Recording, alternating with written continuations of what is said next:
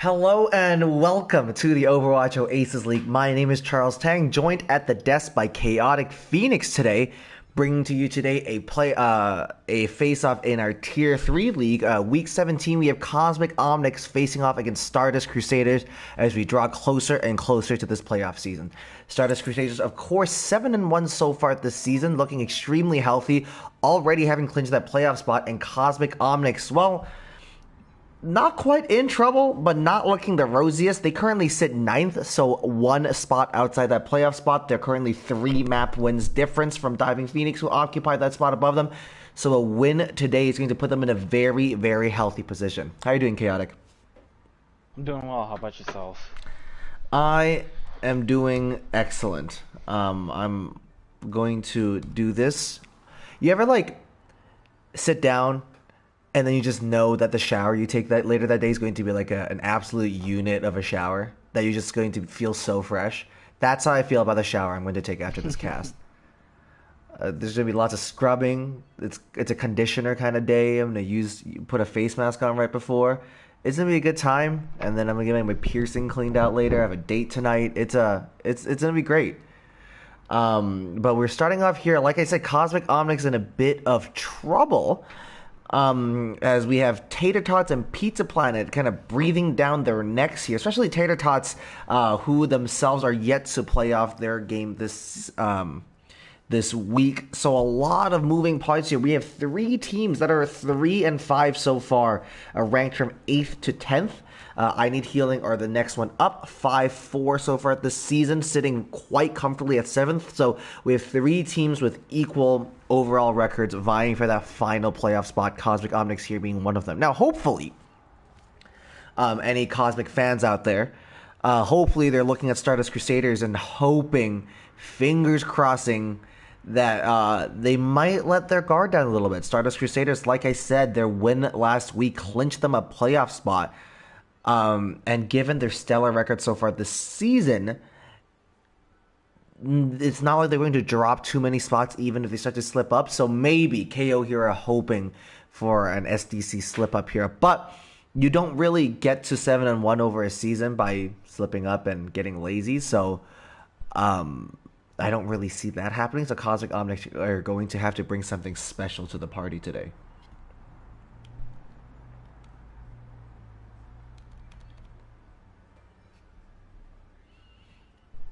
I believe we have our lineups coming in as well. We have Strife and Ant on the tank line, Uravity and Dash on the DPS lineup here on the side of Stardust Crusaders, and Mag Dragon is going to be paired up with Insane here.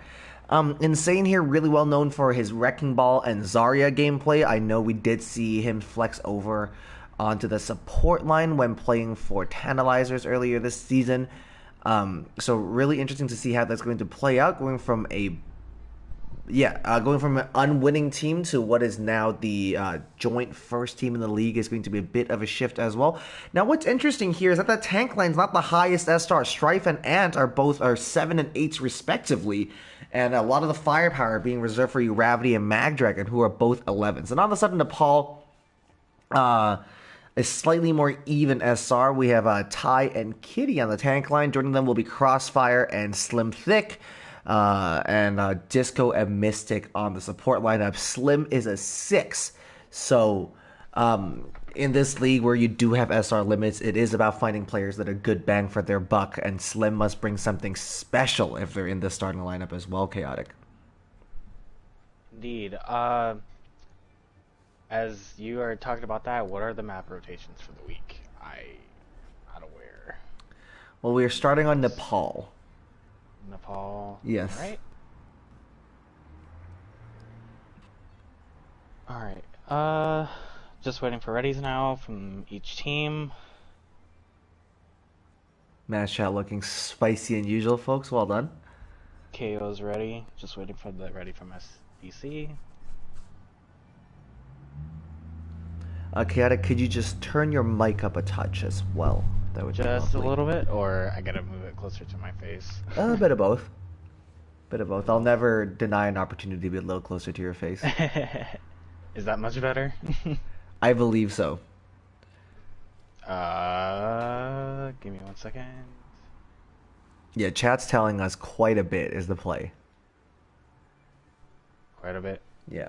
Especially, I think it's a good balance here, Chaotic, because Is this a little bit better? This is a little bit better on my end, yes. All right. We have Reflex telling you that there's no difference in chat, but once the game gets going, we'll see. It's just good to have that balance, because I'm very shy and bashful and quiet, so when you come on with your energy, I think it's going to be a really good balance with all your volume. All right. All right, both teams are ready, and here we go. Nepal's a super fun map to start off on, just because so many different compositions are viable. The dive, the brawl, on very special occasions, maybe the double shield, but it's just a really good test of the team's flexibility and how well they're able to map this game plan out. It'll be very interesting to see as you now jump into, I believe this is Shrine. I never know any of the names of the Nepal Shrine. maps. My good friend Bleem calls this one Elephant, which is fair enough. There's a giant elephant on the side, so it makes sense.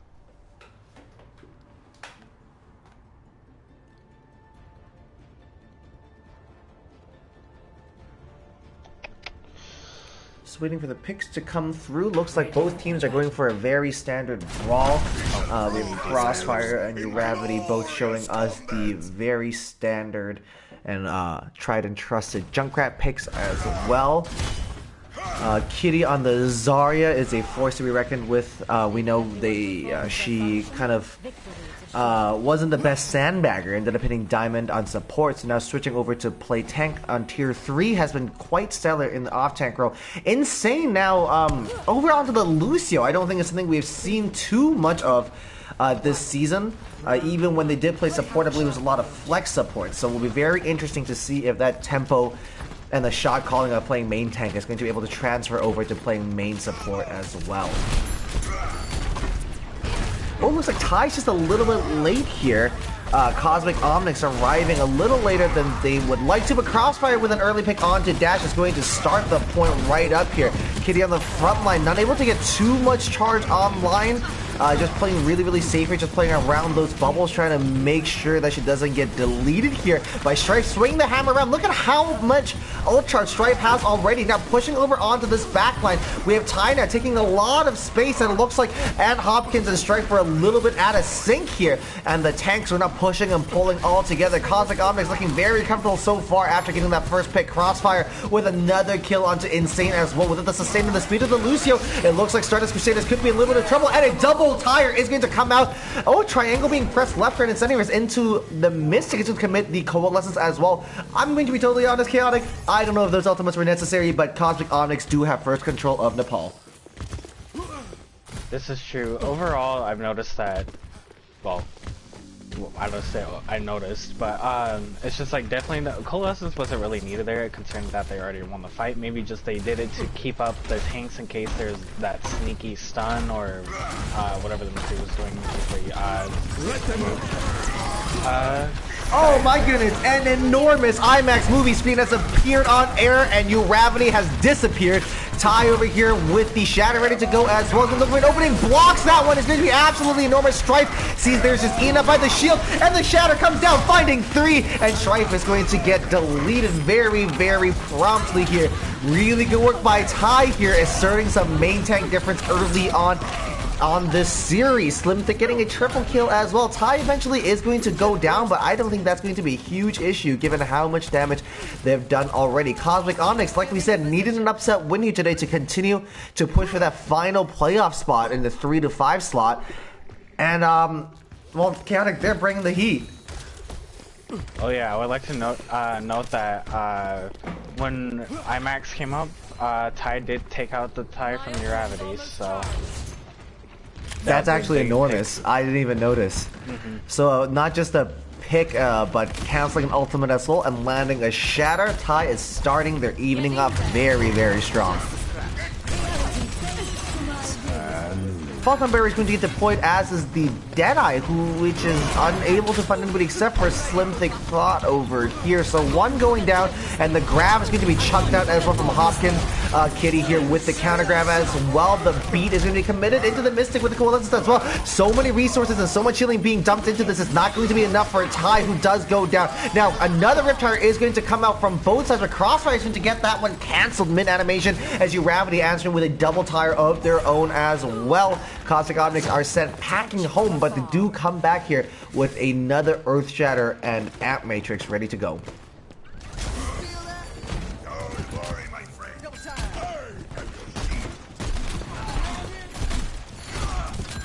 I need to recharge. Give me your best shot.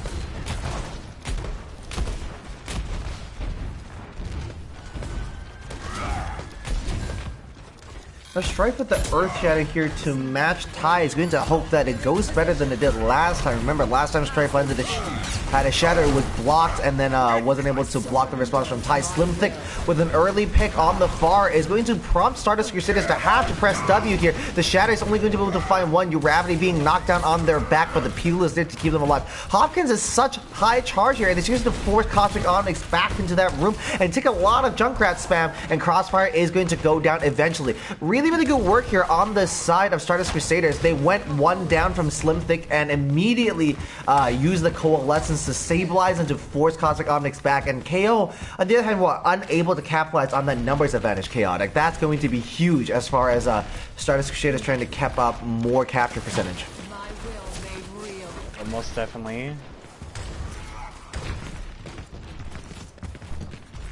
Alright, Kitty's going to get into a little trouble here, but Ty is there with the barrier to keep her safe.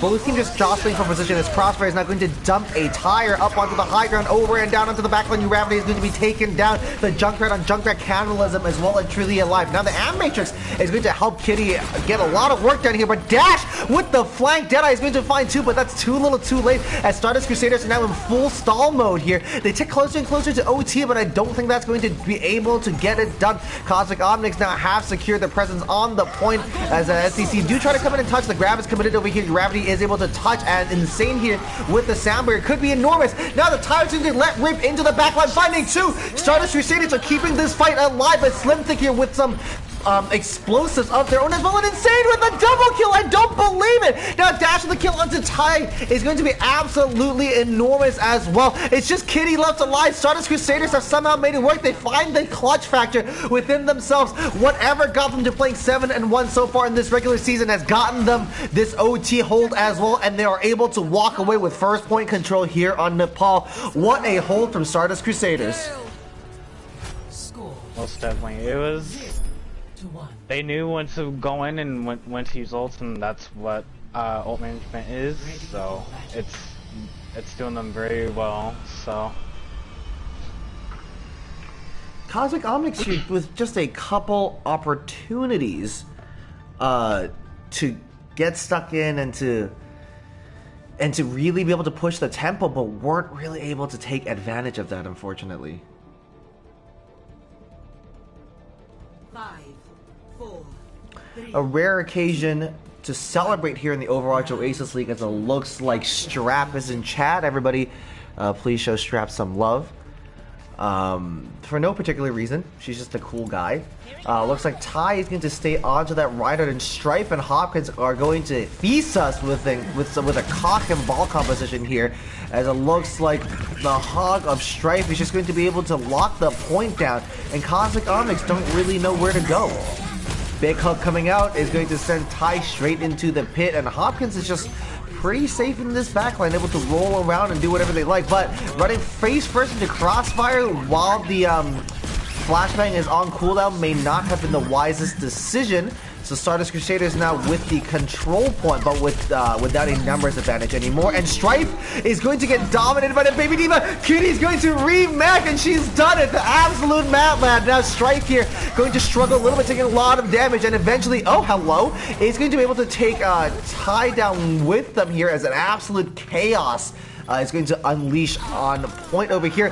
Disco is going to get taken down. Dash, I believe, had them trapped up, unless Disco was just completely AFK. And it looks like the point is now going to swing back over towards Cosmic Omnics.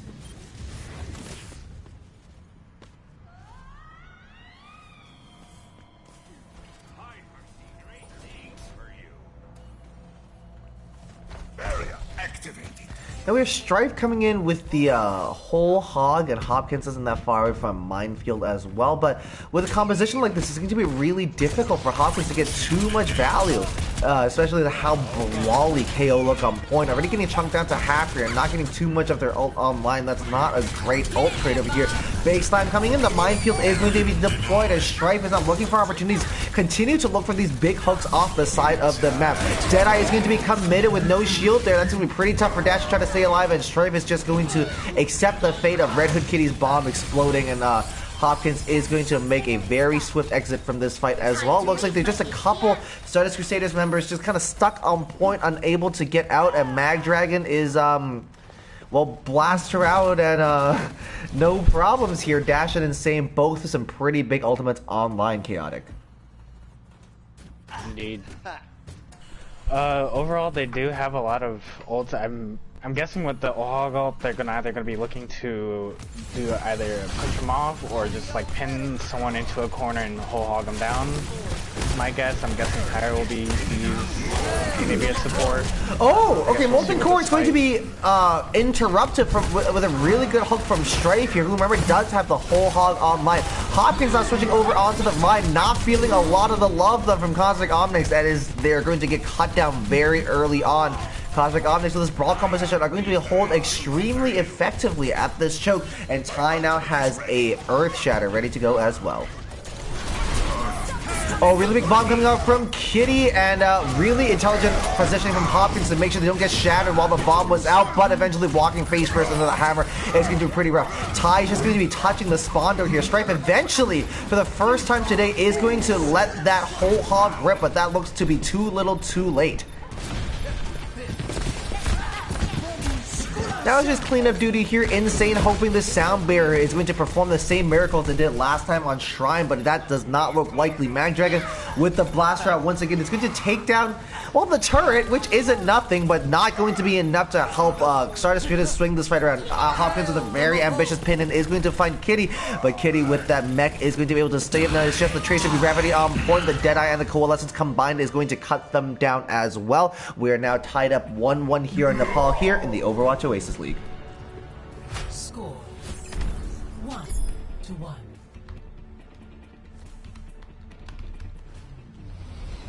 Ready for battle. Chaotic.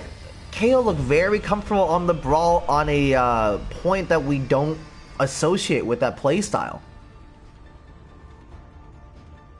Yeah, it does seem like that. It's probably because that's what they are more comfortable with, I suppose. So, but we can see with like changes coming through. See, because I do see on the side of Stardust that they are swapping out the Hog Ball for a Ryan Zarya. So maybe the Zarya could do a little bit of damage if not taken care of.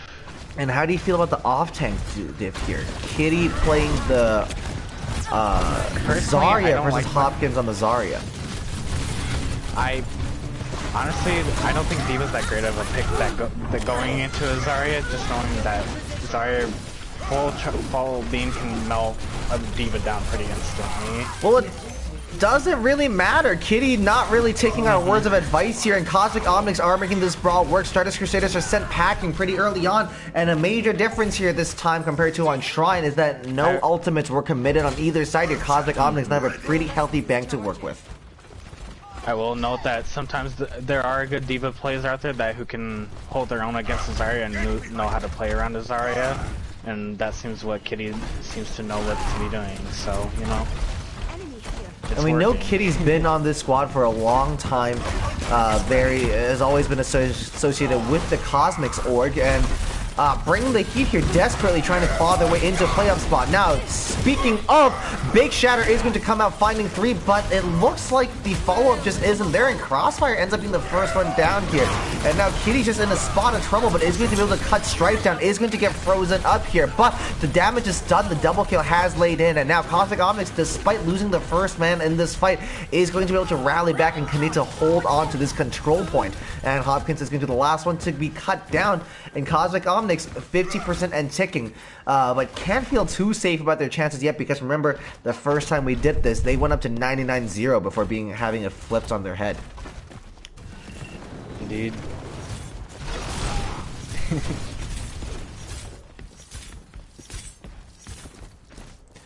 Both teams running the Mei as well, and of course I feel like Slim Thick is just going to have a slightly better time as the defensive Mei is going to be a little easier. Walling off half the squad is going to be absolutely enormous. Oh, the bomb goes through and finds Ed Hopkins. It looks like a gap appeared in the wall, just big enough for the D.Va mech to get through. And now the sound barrier is coming down the side of Disco to counter the Blizzard, and Crossfire is going to find 2 picks courtesy of the Blossom as well. And Ty is going to lay down the Earth Shatter in response to being trapped, and I honestly kind of respect that.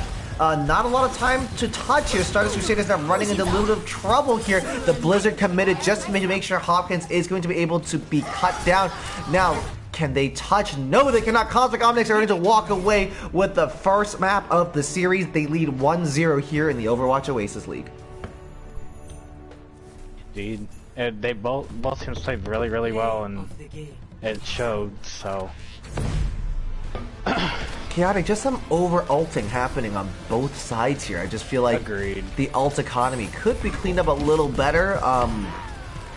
I know I said Cosmic fans here are definitely hoping for Stardust Crusaders' focus to wane a little, given that they have already clinched a playoff spot. Any signs that that's actually going to happen, given what we just saw?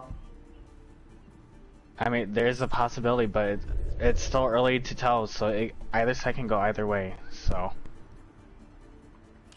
Alright, that's the caster prediction. You came here for a chat. Quote Chaotic, this could go either way.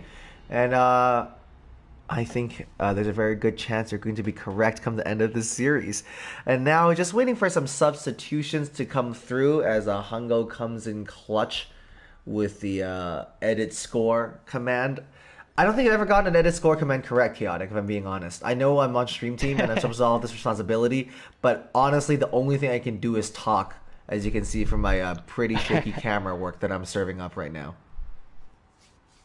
Hey man, it's not for everyone. But that's more of a definite command to learn overall, because Nightbot is a bot to learn. That's probably more needed bot to Twitch, if anything. I'm just waiting for lineups. If I was right in the right match, right channel. Let's see.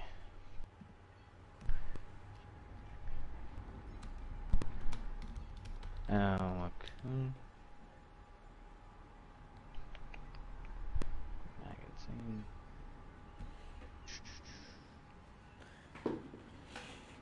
We have Kirby and Nation here in chat as well. Some Stream Team royalty making a quick stop to visit us peasants that are currently working. Stardust Crusaders do lose that first map. A bit of an upset win coming out from Cosmic Omnics, who really stamped their authority on the series. Remember, like I said, and I'm going to keep harping on about this until the end of the series, so I apologize if you're bored already, but Cosmic Omnics are only 3 map wins away from squeezing into that 8th and final playoff spot, so a win tonight could be absolutely enormous. And on the other hand, the stakes for Stardust Crusaders, well, their playoff spot is clinched. They're here just to rack up those map wins. They're tied, well, they're second because they're 12 map wins away from White Walkers, who are 28-4 so far this season. So not very realistic for them to be able to catch White Walkers as far as the map record goes. Second is probably as high as they could be, but this is looking pretty good for them to be able to just kind of sit comfortably in that higher position, as KO now kind of fighting their way forward. Like I said, 3 teams vying for 2 spots here. Diving Phoenix, Cosmic Omnics, and Tater Tots are 3 and 5 so far this season and are ranked 7th, 8th, and 9th. And Cosmic Omnics will be desperate to hold on to that 8th position that they currently hold. Oh, sorry, let me correct myself. Cosmic Omnics and Tater Tots are actually tied for 8th. Because not counting this series, they both have identical overall series scores as well as map records. They're both 14 and 18 on their map records. So every little fight and every little map counts. We're hoping, our Cosmic fans are hoping for 4-0 sweep if possible, because given how tight this part of the table is, just a regular vanilla win is not going to be enough to guarantee safety. We do have it ready from Stardust. I have not received anything from KO, so we are waiting for that as we continue. Definitely, you could tell that with Nepal, they knew what they were doing, and it was executed. But in the sense of overalting is definitely a thing a lot of people do. I've noticed what teams do tend to do, but it does come off when you work together and not, like, calm more. So it's more of a progress thing that you need to do. I'm assuming as like maybe White Walkers or of those higher tier teams, they have those comms patented down and not flawed, I want to say, but more clean. Yeah, White Walker's placed with voice chat off, so And just to avoid the Charles toxicity, you know, Bleem famously toxic as well. So there's a lot we need to work around on the squad. But overall, it's so far that both teams are showing that they can be dominant, just depending on the right environment and the right team comms. So. Well, Kings Row is up next, and having just come off a big playoff season in another league, I've been casting a lot of Kings Row, as every team on their map pick is going to pick Kings Row, because every team thinks that they're good at Kings Row, and Cosmic Omnics, if they're able to continue to brawl as well as they did on Nepal, then Kings Row might be an uphill battle for Stardust Crusaders. Mm-hmm. Who did it? Kitty's ability to be very strong on the Zarya and Diva at the same time is extremely impressive. Because as far as off-tank goes, I think Sigma's the general bar. A lot of players are good Sigmas plus something else. A lot of players are good Sigmas and Divas, and a lot of players are good Sigmas and Zaryas. But for some reason, I just feel like the overlap between Diva and Zarya is just a little less... I don't know, the Venn diagram's a little smaller. And so Kitty being able to do all three is extremely impressive and is really going to be able to help them, because all three of those off tanks are going to pair wonderfully next to a Reinhardt, whoever ends up playing that. And it looks like it's going to be Wukong and Twisted Port coming up onto the tank line. We know Wukong as a support player, so having them come out on tank is going to be enormous. I believe I have an inside source telling me that Wukong's Mercy tutorials are going very poorly, and his spaghetti is indeed all over the floor. Cross and Syndicate on the tank line is going to be backed up by Mystic and Disco on the support line. So I just spent a lot of time gassing Kitty up, and they are going to be subbed out. Looks like Uravity and Wakucha are going to remain on the DPS line. Insane, Magdragon, Stripe, and then Hopkins. Not too many changes coming from Stardust Crusaders, but Cosmic Omnics clearly having a lot of faith in the depth of their bench, and knowing that they have a very well-rounded roster that doesn't really take a nosedive once you take some of these starters out here, Chaotic. This is true. Overall... Oh god. You know what? Scratch that. Just overall, just having one of those off days. Well, it looks like we're not going to see a brawl, or not a class, not a oh no.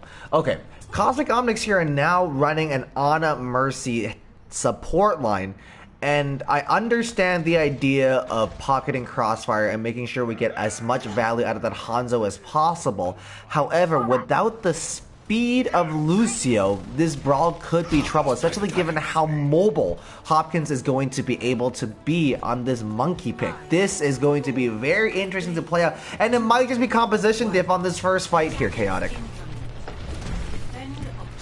Yeah. Oh, Wakucha with an early pick on the Syndicate Slayer as well. Another very ambitious hookshot is going to be landed to Wukong. Now, the Resurrection is going to come out, but Mystic is going to pay for their life with that. Now, it just looks like it is time for Stardust Crusaders to walk onto point and stay on the Lucio, desperately trying to keep Strife alive, but Magdragon has a very safe position here just to be able to dump healing into their team, and that extra nade is going to be able to help them lock this down. What a good start to this fight. Wakuja with an early pickoff and punishing Mystic's res onto Syndicate was all they needed to start this off. Stardust Crusaders dropping the first series and coming back swinging on the first fight here on Kings Row. Objective lost. Stop the payload.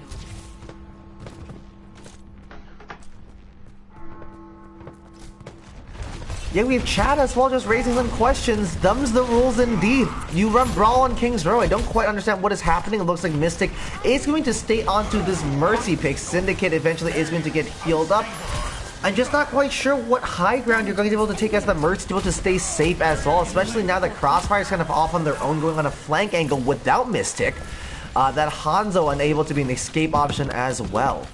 Oh! Crossfire here taking a very ambitious tool against Gravity and is not going to be able to pay off. Syndicate now pulling the blade out, dashing into the backline. The Nano Boost is not committed and they are going to get shattered and end up flat on their back, and Insane is just going to come out and finish that off. Now the Earth Shatter coming out from Twisted Pork isn't going to pay off either, and Stardust Crusaders are going to continue to be able to push on. Now, Cosmic Omnics here have both support ultimates online.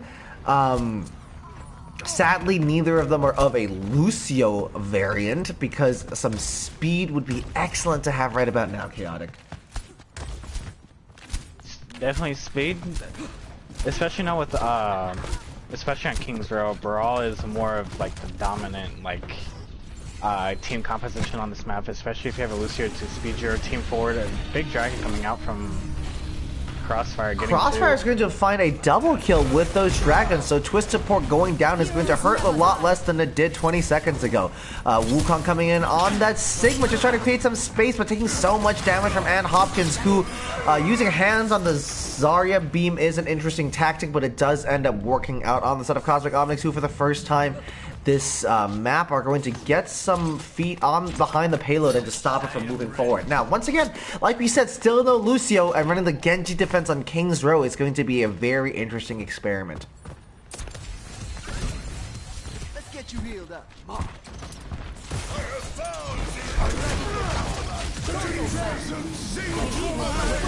Alright, Sound Barrier committed is going to make sure Wukong's Flux isn't going to find too much value. The Nano Boost is still there, and now Hopkins just going to walk straight past Wukong and able to land that grab. The tire is committed as well. Stardust Crusaders looking in a very healthy position.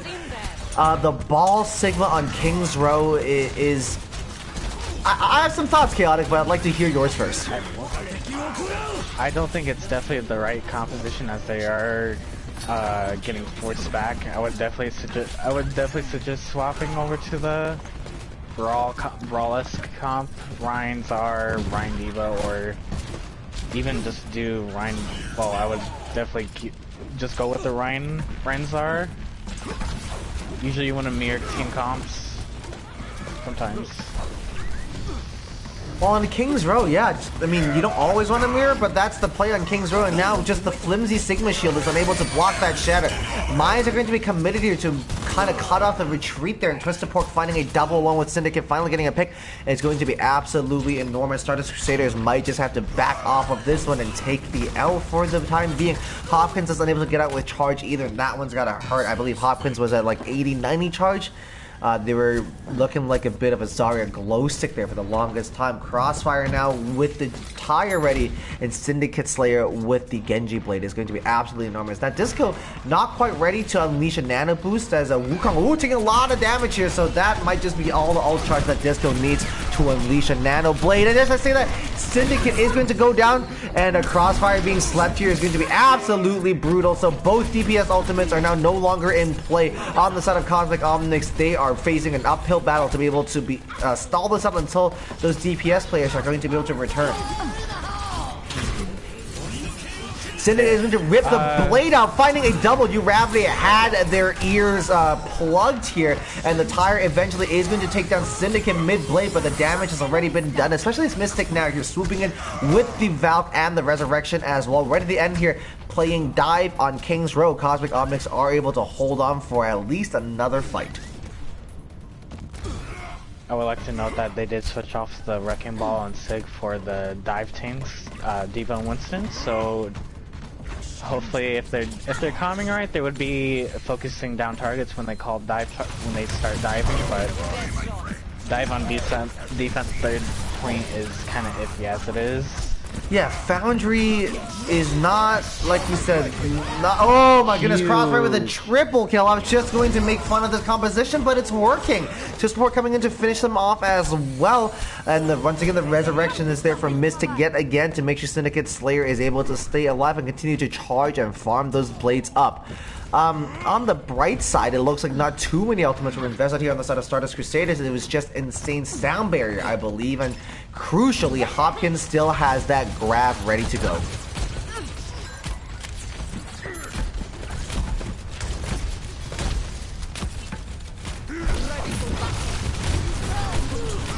Hopkins over here charging up very quickly to a very high charge. It looks like this dive is going to be very brawly. The grab is going to come out and not find anybody. Wakucha with a double kill with the Deadeye, though, should be enough to crack this fight open. Twisted Pork taking a lot of damage to the backline, desperately trying to jump out, but just on 1 HP. Is going to get cut down by a couple of really good shots from Wakucha as well. Now it's just clean up duty here from Stardust Crusaders, and it looks like it's going to be full stall territory now.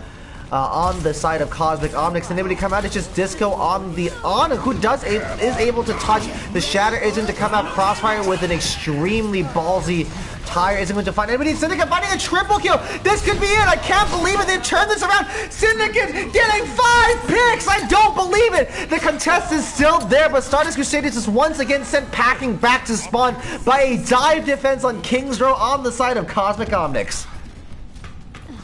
That was an amazing hold from the side of KO using that blade, especially from Syndicate. And they also didn't need to invest in Nano Boost, so now we can put it onto Twisted Pork to get a lot of cleave damage done here on this final hold. And the Primal Rage is going to be equipped as well. This is looking pretty good for Cosmic Omnics here, as only Gravity has the Tire online, which could be massive, but with comp as mobile as this, the Ana's the only realistic target to go after. Tire is going to be committed here, coming straight for that backline and finding Crossfire and Disco. Wukong answering with an enormous D-bomb from Rakucha could be exactly what they needed. Now, you know Mystic is already looking for that resurrection in the backline, decides not to go for it. The Valk is still ready to go as well. Nano Boost being committed onto Strife between the DMAC, Wukong, and Mystic here with what looks like in my opinion, a pretty late Valk here, and now Syndicate is going to be Nano desperately trying to charge up that blade and getting closer than they ever imagined they would. Getting cut down. The blade is going to come out. Can another miracle be performed? Well, the flashbang lands, but the elimination isn't there. Syndicate is going to sail into hacking, slashing, and dicing their way through that backline, katana in hand, and now Cosmic Omnics are now back in force. Numbers strong. Anthony Hopkins is going to be the last person here on point and is going to be cut down eventually as well. Cosmic Omnics, I don't believe it. After what looked like a really rough point A and then Streets phase on Foundry, running the dive is going to be able to pull that hold out. Chaotic, I mean, what does that say about what we know? We're here harping along about how good Brawl is, and Syndicate goes on and does that like 3 fights in a row. It shows that they definitely know what they're doing on Genji, apart from the few times they're caught out of place by it, out of when they're blading. But they definitely are showing that they can hold no matter what challenge is approached, even if they're down 1 or they're just getting steamrolled through first and second point. So it looks like they're now going to switch over to, yeah, they were running the dive composition before in Cosmic Omnics. Looks like they've switched over to, looks like another die. Chat. Not what we expect on King's Row, but if it ain't broke, don't fix it, I suppose.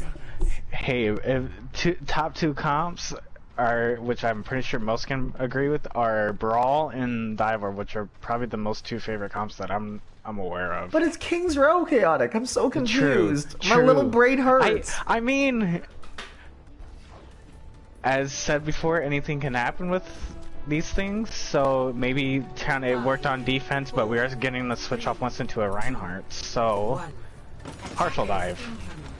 Or partial Brawl.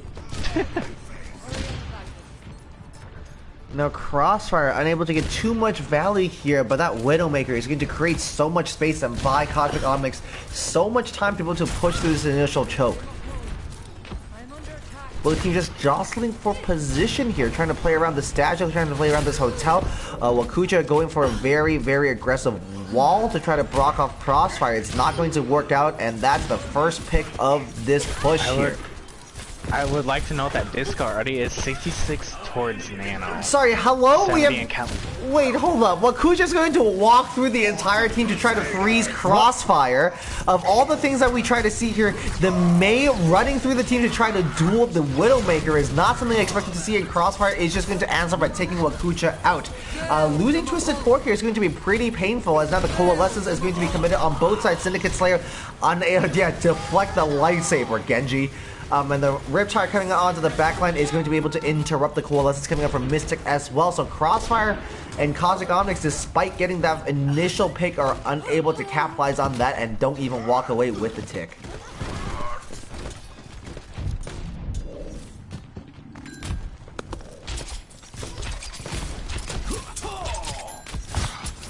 Hale looking to get a little bit of poke damage, but I don't think they... I wouldn't suggest that they would until their full team is back, which they are now. They are now swapping over to the... from Widow to Pharah. Yep, and that's a double kill to start this switch off. Really well done here. And just saw so much damage coming out in that backline. An extremely good boot coming from Crossfire is going to keep that Reinhardt in LOS. And it looks like Cosmic Omnics are going to continue to make this work. And it's just the Valkyrie Mag Dragon to get rid of here in the air. And an extremely... Oh no, Disco with the sleep just to swag on them is going to be brutal. Wakuja now here, trying to reset and die fast, whatever it is. They are sent back to spawn as well, and they're going to get a pretty bad split spawn as well. Going to emerge from like the pits of Foundry to have to walk back all the way here. KO does have Nano Blade up, so they'll be probably looking to look for it this upcoming fight, or depending on how this fight goes. Well, Disco definitely not available with the Nano quite yet, as they're just going to be sitting on spawn, sitting on the cart trying to get it moving for the time being. Tyre is going to come out, coming straight for the Ana. Disco is going to dodge, but Twisted Pork is going to go down. The Resurrection is there, though, so don't really make mistakes when you play Mercy. You get a lot of second chances. Barrage coming out from Crossfire is going to find a triple kill. They are eventually cut down here, but the damage is done. Syndicate falling, though, is going to be a bit of an issue, as Disco now in a little bit of trouble, as just...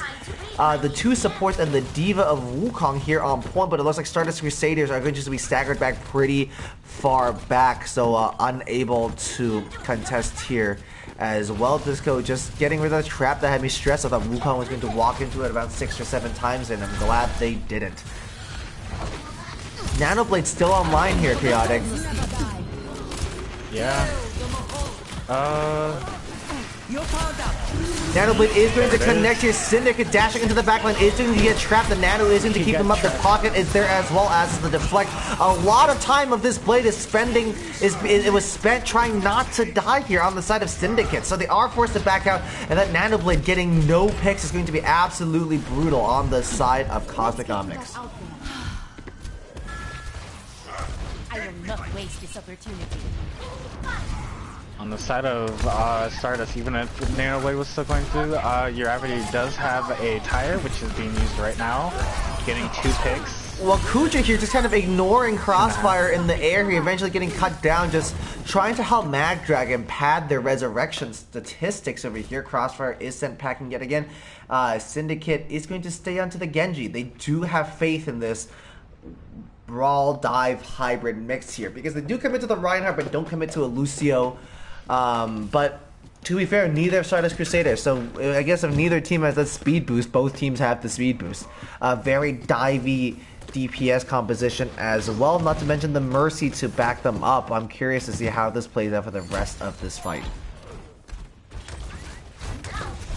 Kucha getting picked off by Syndicate Slayer in the halls. Alright, Twisted Pork just walking into that front line. It's going to be relatively unpunished. The Shatter is going to come out finding 2, as the boop onto Strife is going to be absolutely brutal. Really good block from Twisted Pork. Not the first time a KO main tank has done that today. As the barrage is going to come out, Crossfire just with a follow-up to take down Hopkins, as the Coalition of Insane is going to come out as an attempt not to stabilize but to turn the fight. Coming out a little late, but it is going to be able to cut down Syndicate, and the skill orb is going to make sure that Mercy heal and Resurrection isn't there either. Wakuja finding a kill onto Crossfire could be exactly what they needed with Twisted Pork swinging away on point. The Deadeye is now committed. The shield is up, and yep, Deadeye not finding anybody. Oh, lots of chaos happening here. The Nano Boost is going to be committed as well. Not quite sure where exactly I should be looking. Wakucha on point has been there for this entire fight, seemingly. Hopkins and Stripe are now back. The Ryan Zarya is not something to be dealt with lightly, and Cosmic Omnics with the Focus Fire are going to be able to cut them down as well. 2 minutes remaining here for Cosmic Omnics to capitalize on the good work they did defensively earlier on this map. Time to raise my APM. Kucha's swapping over to the Echo from McCurry. I'm very interested on what's going to be coming out from this. Echo overall is a really strong hero. You're already getting the pick on to Syndicate Slayer.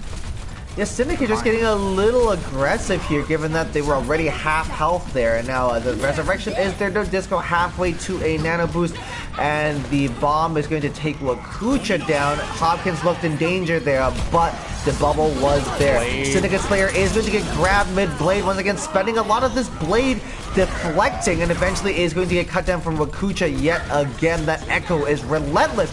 And now Twisted Pork here, not quite sure how they ended up in this very interesting situation, but they are going to be cut down as well. Wakucha now flying forward, getting so much work done already. 2/3 of their way to a duplication here. Stripe landing that shatter finally, and is going to be able to just follow up on that damage and force Cosmic Omnics further and further back, but no eliminations other than one onto Insane is going to be able to be forced out here into the Mystic. Very, very aggressive and interesting positioning here from the Mercy, but is going to be able to slingshot their way back to safety as well. Twisted Pork switching over onto that Wrecking Ball and off of Reinhardt is going to be very interesting as well. Coalition is committed. Stripe is going to be purple. The anti-net getting that job done. Nano Boost is not coming out onto Crossfire, which is interesting, who ends up being caught in this grab, but somehow stays alive. The peel and the pocketing on the side of Cosmic Omnics are absolutely unrivaled so far this series. And the Mercy Resurrection from Magdrag in the middle of the team is, of course, going to be punished as well. Stripe getting chunked down extremely low, but Insane is here with all the warrior heals anybody could ever hope for. Syndicate Slayer and Crossfire both very close to their DPS ultimates now. Heading into OT, Syndicate is going to charge up the last bit of that blade. Going in, he's going to get trapped and get deleted. Now it's just Crossfire's DPS out here to do the damage, but the tire is just going to zone everybody back. Wukong getting a double pick is going to be absolutely enormous. Crossfire isn't that far away from a Riptide, but I don't know if that's going to be necessary. Cosmic Omnics looking so clean so far. Uravity desperately trying to hold on to a card. Stripe coming out here is going to contend with that Demon Bomb. Shattering the bomb is very inspirational indeed. Big anti-nade coming out onto that backline as well. Stardust Crusaders looking extremely and increasingly desperately trying to hold on. Once again, another decorative Nano Boost is going to come out onto Syndicate, but now it's just cleanup duty. As long as they focus those calls and don't overcommit, Cosmic Omnics should be pretty safe. Mad Dragon, though, is going to be able to pull that Resurrection off. That is absolutely enormous, and somehow continuing to go unpunished here. Uravity is going to go down, but Stardust Crusaders being able to solve for longer and longer, and that freeze onto Wukong could turn this around. Syndicate Slayer with a pick onto Insane as well. Into the Mystic is getting really annoyed and pulls that blaster out. Brap goes the Glock. Syndicate with another pick as well. Crossfire being taken down. A lot of the Junkrat spam and nades are not going to be there to contribute to all this chaos. Uravity switching over to the Doomfist to hope for that one pick potential, but they are going to get picked up as well. Hopkins being cut down is going to signal the map control and win here for Cosmic Omnics. They take the lead 2-0 here in the Overwatch Oasis League. It is match point.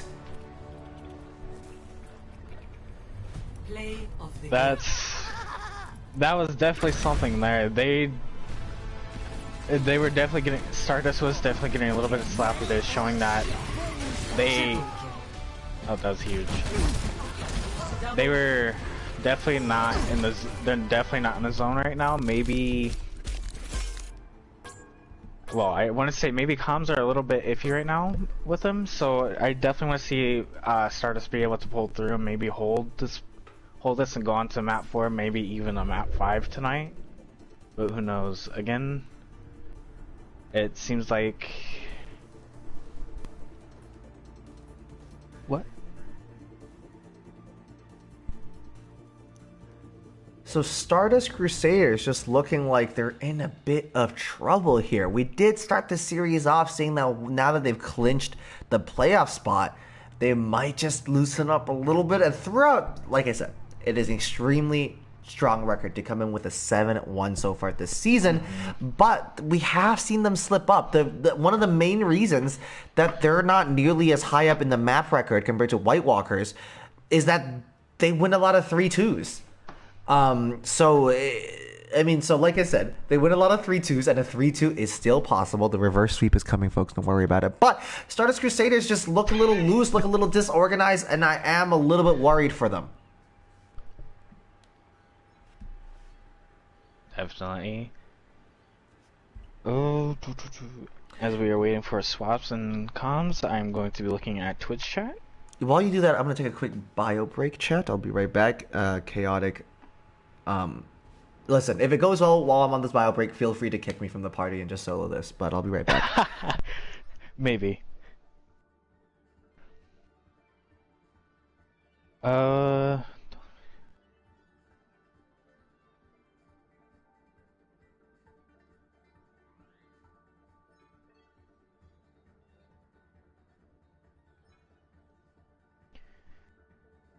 Most definitely with tier 3 I have noticed that, boss. Hi boss, how are you? How's everyone doing tonight in the Twitch chat?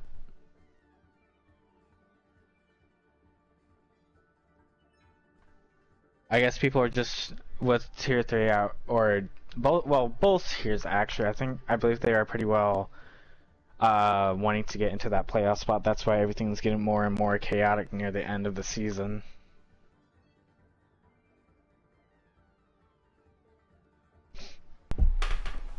Alright, chat, I am back and I come bearing gifts.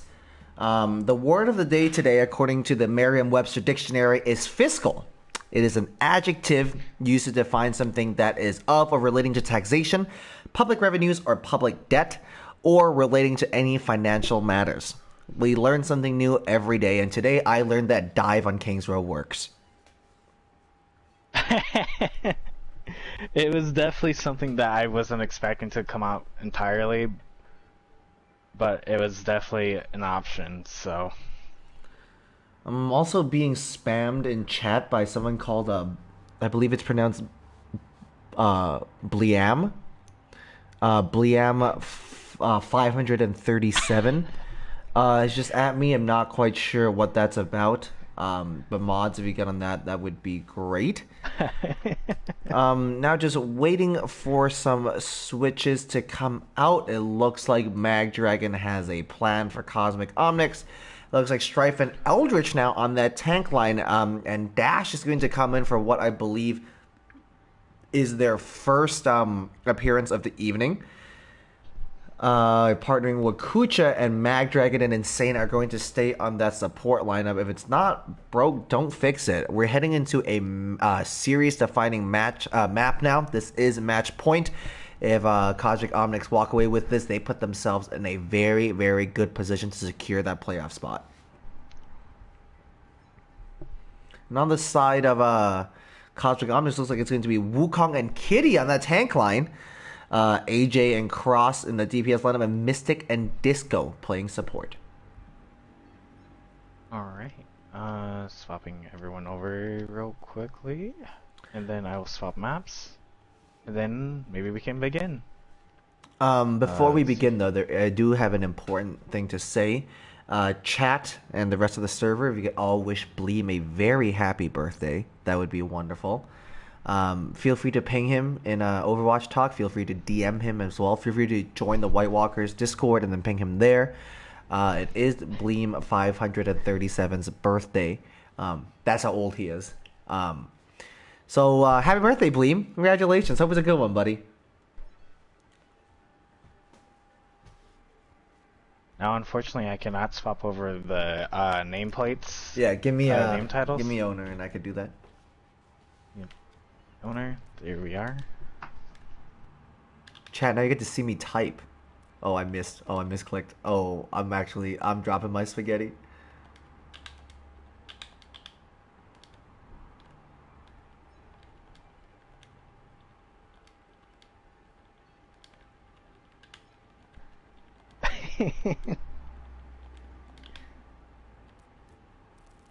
Alright, leaders back with you, Chaotic. Alright. I will be going over to Volskaya. Definitely probably one of my least favorites, actually, of the 2 CP maps. Volskaya. Again, I don't think anyone likes Volskaya. What are your gripes with it, Chaotic?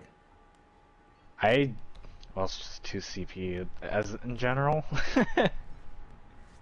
Plus, Okay, it's fair. like when it comes down to 2 CPs, hear me out, Anubis, because one, I am a Junkrat player, so Junkrat thrives in Anubis. So Well, with Reddy coming out from both teams, I don't think I need to hear a point two. All you need to say was that I'm a Junkrat player, and I would have assumed you're an Anubis team. Alright, jumping into Volskaya, Cosmic Omnics are leading Stardust Crusaders 2-0 to everybody's surprise. Both these teams are trying to lock down their final playoffs seeding.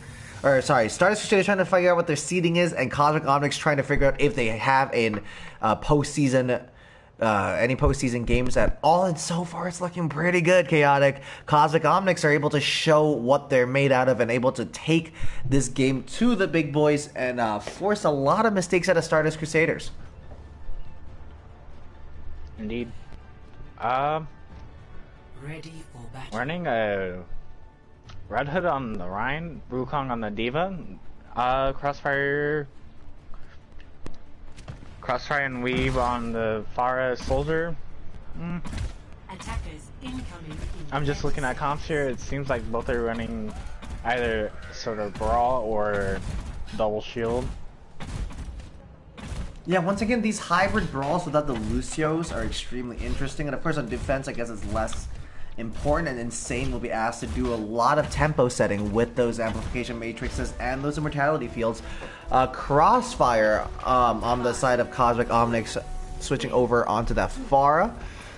That's going to be pretty tough to contend with, given how much damage they were able to do last round, especially given that there are no hit scan specialists, no hit scan heroes that are picked on the side of Stardust Crusaders. Please move behind the barrier.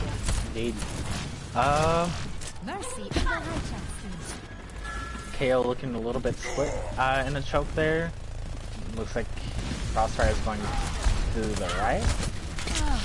Crossfire taking a lot of Insane's attention, actually, so that that's a Baptiste that's looking up and shooting at the sky rather than healing their team, which is exactly what you want to be doing. Insane getting chunked at extremely low eventually is going to be picked up, but Dash and Strife for the pick a piece as well. It's going to be absolutely enormous. Now, Crossfire with the double kill, though, is going to be able to crack this open, and Cosmic Omnics have picked off exactly where we left off last time. I need to recharge. Don't worry, my friends. I have your shield. Damage amplified.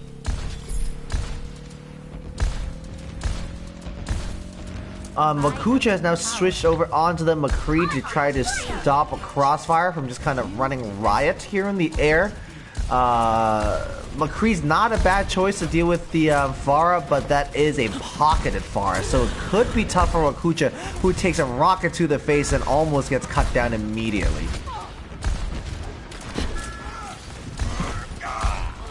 Oh, Strife going down nice and early on is going to be pretty tough. A very, very good Immortality Field Resurrection is going to come out as well. Crossfire now sneaking over onto that backline. Ah! Almost ending up in the ice, but they are going to be able to stay safe. Nobody's looking at this far over here. They drop down from the sky and, well, not finding any targets really because everybody's already dead. Cosmic Omnics doing a really good job of just pushing forward here as Dash is going to get taken out and the Tire is not going to be able to find anybody. Well, Kucha desperately rolling on the point to keep this going. But now the second tick has been secured. The counter pin is there as well. Crossfire now just able to free fire. And now the barrage is committed. The immortality field is absolutely enormous. And Insane has been able to turn this around. But Kitty is there with a double kill. Wukong, and it's explosive galore here on the side of Cosmic Omnics. They look extremely healthy. Disco with a very good resurrection onto Crossfire as well. It's going to be enormous. Kitty with another Earth Shatter coming out. He is going to take down Strife. And it does look like we're looking pretty good on the side of Cosmic Omnics. The recall from Dash means that the final tick is going to be secured by Cosmic Omnics with 4.5 minutes remaining. What a blistering pace that they have set on this attack. Most definitely. It was more definitely in KO's favor, just due to like them like consistently rotating ults that I've noticed. They've definitely have gotten better since, well, first map. They aren't over ulting as much, but it's still there. Overall, Wukong, Kitty, and Crossfire helping the team and capping that point.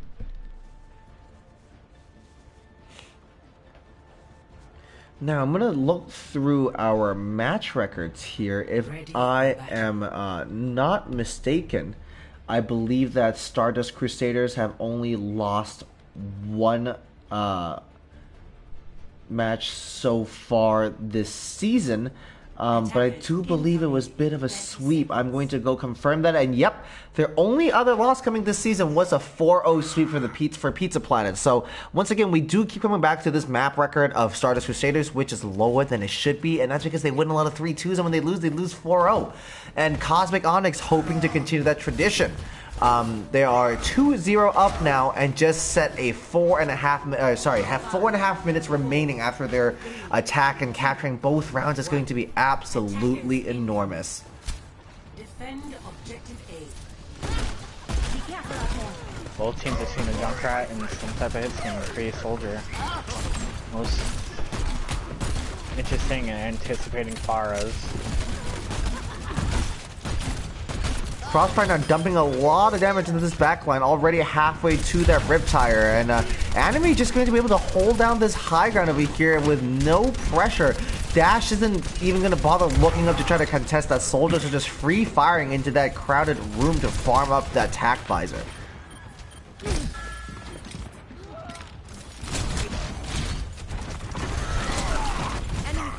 The Kitty on the front line is going to get a lot of work done, while Kucha going down and Dash is going to stumble over as well. But Stardust Crusaders look intent on fighting this right here, which is not something I would advise, given that there are a couple members down already. Strife getting chunked down extremely low, Insane with another really good immortality field is going to get cut down nice and early though. Wukong is going to get taken down by a very ambitious pin from Strife, and now all of a sudden Stardust Crusaders start to look a little healthier. The nano boost being committed onto that Mercy. Dash is now going to Disco is not going to be able to pop off as Anime is going to get taken down, but the damage on the front line is already done. Kitty looking very strong, very dominant, still able to stay alive, and a really good pin command to take down Dash. The solo shatter onto Eldritch is not going to keep this point alive until Wukong gets back at the very least. Eldritch now with the Diva Bomb trying to clear the point up, but Wukong is now here. Kitty falls, but Wakucha is extremely low now, getting turned into half until Insane is able to return, and eventually Stardust Crusaders are going to be able to capture the point after some chaos. They lost 2 people early on in that fight, and at 4v6 decided to keep pushing, and once again, not for the first time this series, we see a Cosmic Omnics unable to capitalize on a numbers advantage, and eventually it did cost them the fight. Objective B. Shoot you down.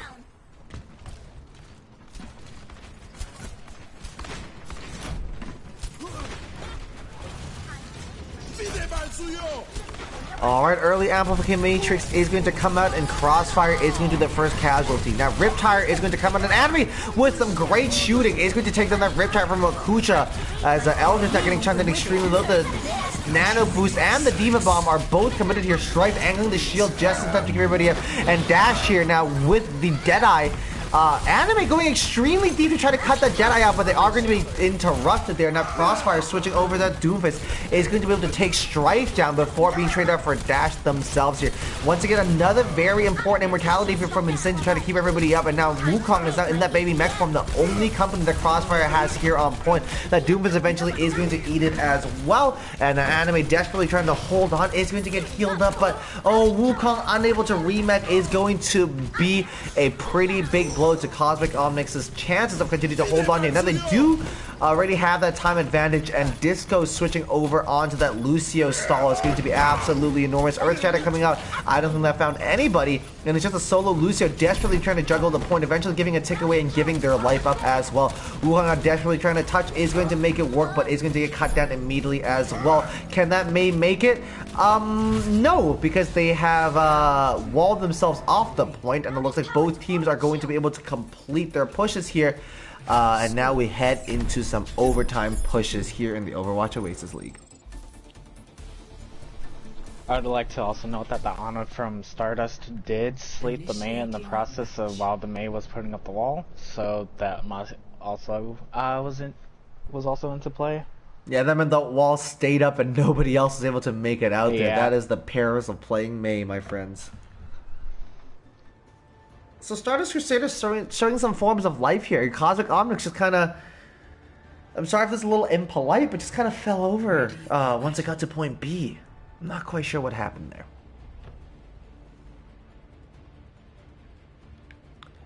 They just weren't able to take the time to kind of figure their feet out, and eventually, yeah, we're just going to be able to get cut down here. So now 2 minutes to get some damage into your Stardust Crusaders. Remember, both these teams captured a on their first fight, on their first push. Now, of course, Stardust Crusaders pushed very slowly and took their time, but it still was that first fight. So a full capture being done in these 2 minutes isn't the most unthinkable thing in the world.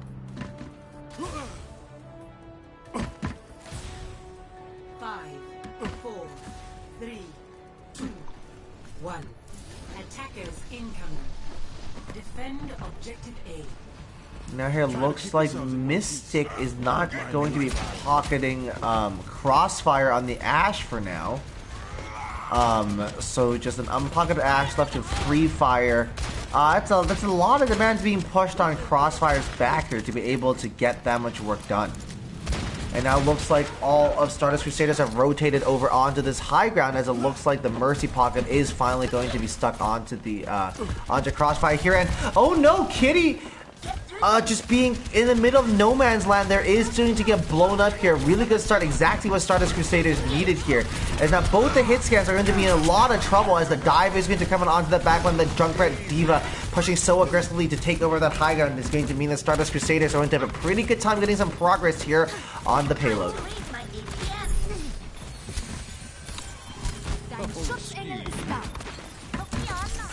Oh, Wukong is going to be able to remake. I don't know if that's going to help them retake the point, but that is going to be able to force out another ultimate here on the side of Dash. So that's one less that they're going to have going into this next fight.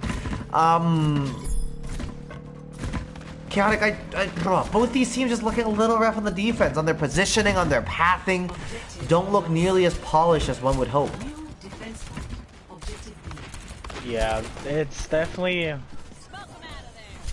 I don't think anyone's really a defensive team except for maybe like a few, but everyone seems to be more of the attacking team and knowing what to do when they attack instead of defense.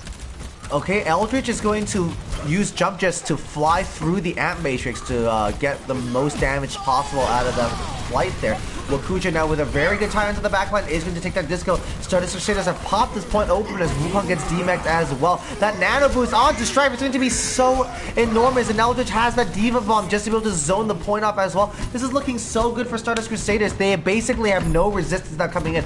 Just the BAP of Disco is just going to be able to touch right at the end there. That Immortality Field is going to get melted, but buys him enough time to make sure that Kitty gets on point on that Wrecking Ball. Now, Bob being committed could be enormous, as is the Diva Bomb.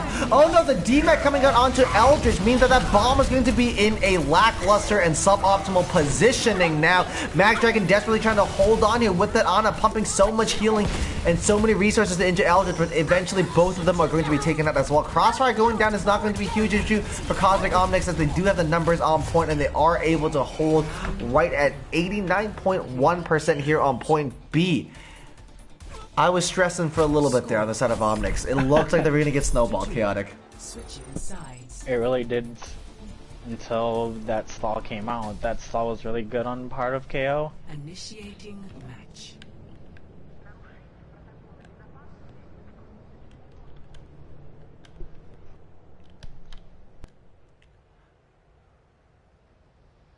So, Cosmic Omnics did a little better on this defense in comparison to what we saw on that initial run, but they would have hoped for a slightly less steep hill to have to climb. And they do have more time to achieve the same result as Stardust Crusaders did, but 255, I mean, it's not like you're racking up like a 4 or 5 minute time bank here. 3 minutes could be pretty touch and go if you lose a fight here or there. 30 seconds.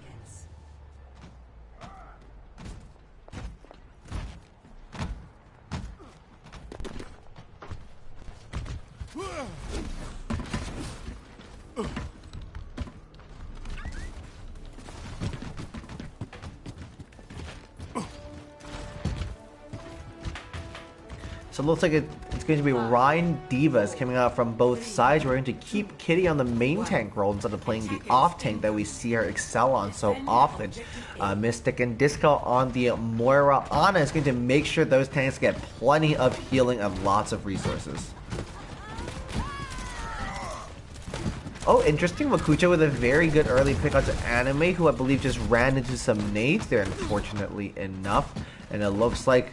And that's really good. You get that first pick here, Stardust Crusaders, you buy yourselves like 30 extra seconds. And at that point, you're basically level on what Cosmic Omnics, the advantage they had on you was like a little closer to a minute. And winning one fight here is going to be absolutely enormous to be able to level that out.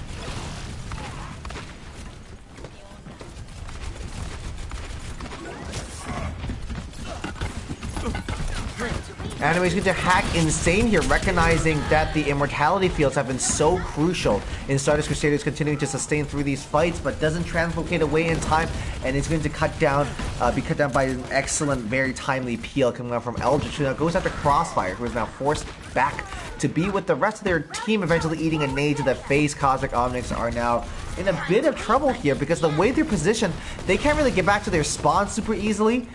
So they do just kind of have to be in this permanent holding pattern for a little bit. Wukong going for an extremely aggressive dive, and he's going to get punished for it. The Earth Shatter from Kitty is going to come out. The Nano Boost committed as well. They're going to get flashbanged mid-pin, so Kitty is sent back as well. Cosmic Omnics not really doing themselves a lot of favors here because it looked like they tried really hard to commit to a fight that was already over.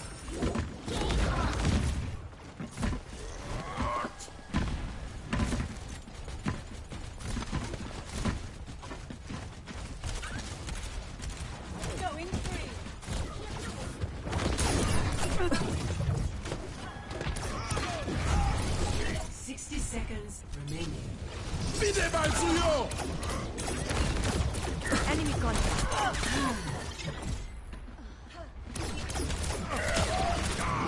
Crossfire is going to be dumping a lot of damage out, but not as much as Strife is able to do with that Earth Shatter. An early double kill is going to come out already. Wukong now demexed and brutally staggered. 30 seconds remaining here for the Cosmics, and they are in a bit of trouble here as 3 enormous ultimates are now online here, Chaotic. 30 seconds remaining. Well, looks like both teams are having 3, almost 4 ults each. EMP looking to come online, so they may be looking for an EMP bomb or anything EMP related, or just EMP in general is a really good ult to possibly win fights.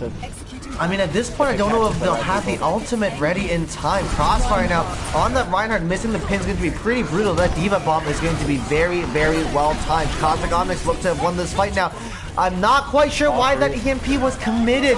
That would have been so helpful. Time come point B. They had 3 picks already, and now all they have is the Coalescence and the Earth Shatter. They could have an a Nano Rhine EMP Shatter, but that triangle press is going to come back and haunt them big time, Chaotic. 30 seconds. I agree. New defense point. Objective B. Yeah, that's pretty brutal that they use that EMP there. The more I think about it, the more I really feel like that's a very, very wasted opportunity. This definitely looks winnable. Game changer for them. So instead of an opening with the EMP, they're now going to push him with the Coalescence, and Earth Shatter is going to come down on both sides, but Red Hood Kitty is going to land hers. A little later, Strife is going to get taken down. No EMP, no problem, as the Nano is not committed as well. Dash finding a double kill means that Kitty is not going to work for a living on this Nano. Reinhardt, the tire coming onto the backline could be it, but not finding any picks, and Wukong getting demexed, but that's about it. So we still have numbers on point. Wakuchin on the middle of the point here, just going to eat a hammer to the face, but number 4 Kitty is going to go down, so Strife now uncontested, being the only main tank on point. Looks like they are going to be able to hold on here. Anime is going to be forced to translocate out right at the end here. Disco is going to desperately be able to force to touch Anime now back to juggle the point. Cosmic Omnics, to be fair, are doing okay juggling and taking turns tagging, but their spawn is way too far, and they did over ult on point A. So Stardust Crusaders are beginning their path to a reverse sweep here in the Overwatch Oasis League. Play of the game.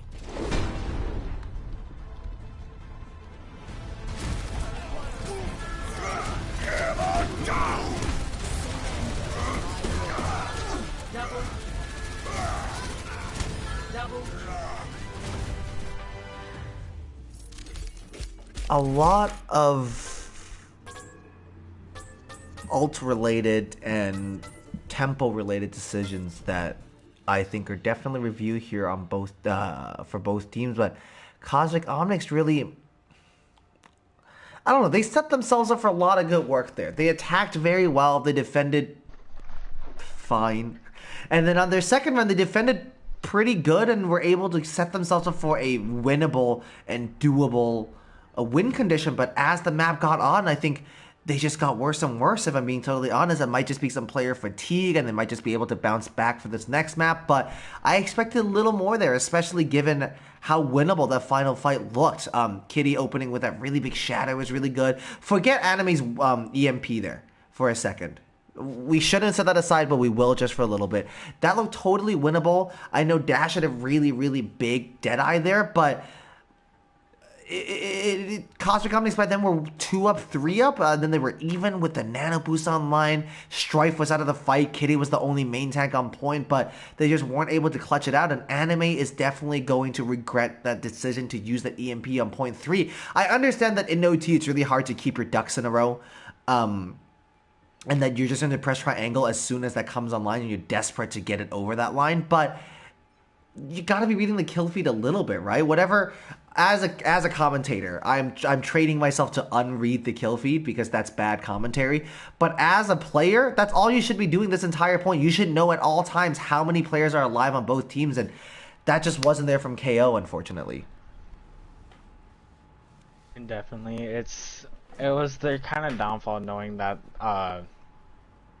their game sense / awareness is, I don't want to sound mean here, but it's like it's not fully there as it should be for going against teams and such. It's definitely more something I guess you gotta build as you play with your team. But then again, KO and SDC have been playing together for this entire season, which has been about, I want to say about 2-3 months now, almost 4, I want to say.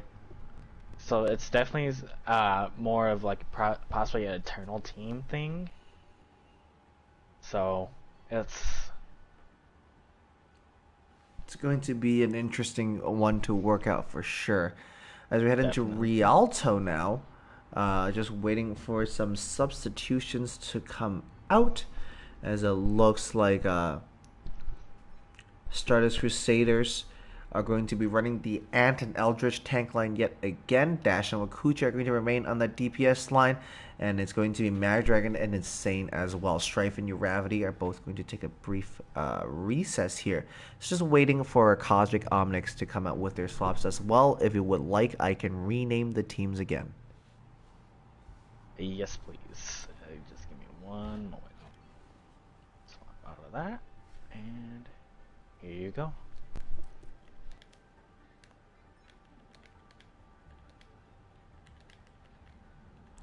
What are we expecting to see here on Rialto, Chaotic? I'm anticipating definitely maybe either brawl, dive, well, not so much dive, I want to say either brawl or double shield from either team. Orisa, Sig, or Ryan Sig. I definitely want to see maybe like a possible consistent hit scan in for in case they go Pharah, or have something for ult combos. So grab dragon, EMP bomb, you know, just those sort of nature type of things.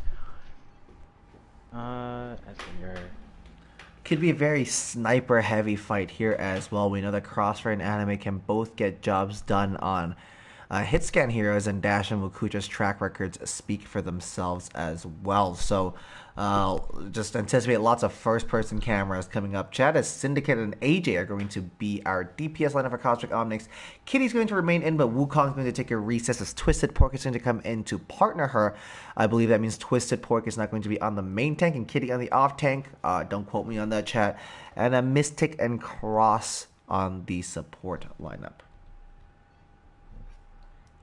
Cosmic Omnics, once again, is still fighting for that final playoff spot. A lot of this depends not just on how this match ends, but how Tater Tots do tonight. But the best thing Cosmic Omnics can do right now is to finish this off as quickly as possible, get that map advantage up as high as possible. Because if they win here, Tater Tots are gonna have to win 4-0 in order to climb over them, and that's no mean feat.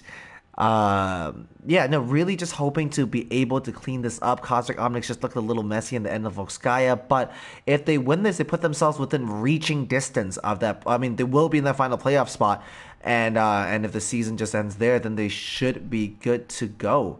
Remember, a prize pool is available to us this season in the Overwatch Oasis League. Tier 2 and Tier 3 champions will be allocated half of the prize pool each to designate and donate to a charity of their choice. So Cosmic Omnics hoping to fight for that right and privilege as well. A little more on the line than usual here in the Overwatch Oasis League this season.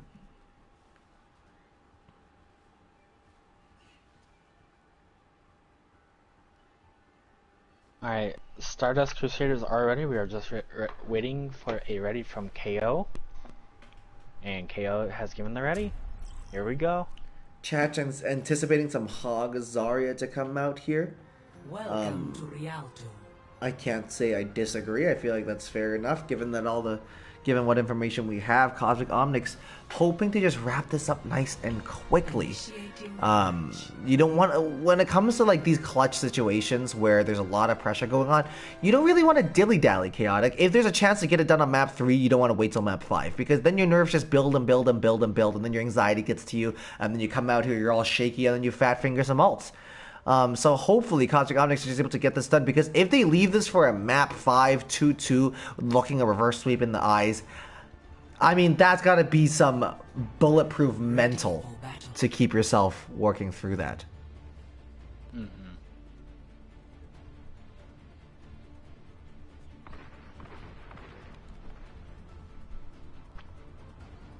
Attackers incoming in 30 seconds. 9.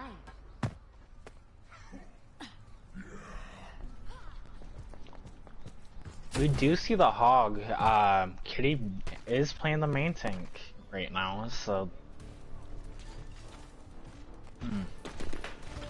Yeah, Kitty on that Reinhardt is something we've seen a lot this season, and something that we know that she's able to do at a pretty high level. Twisted Pork, though, living up to that name and running the Roadhog, hoping for some big pulls to start this map off.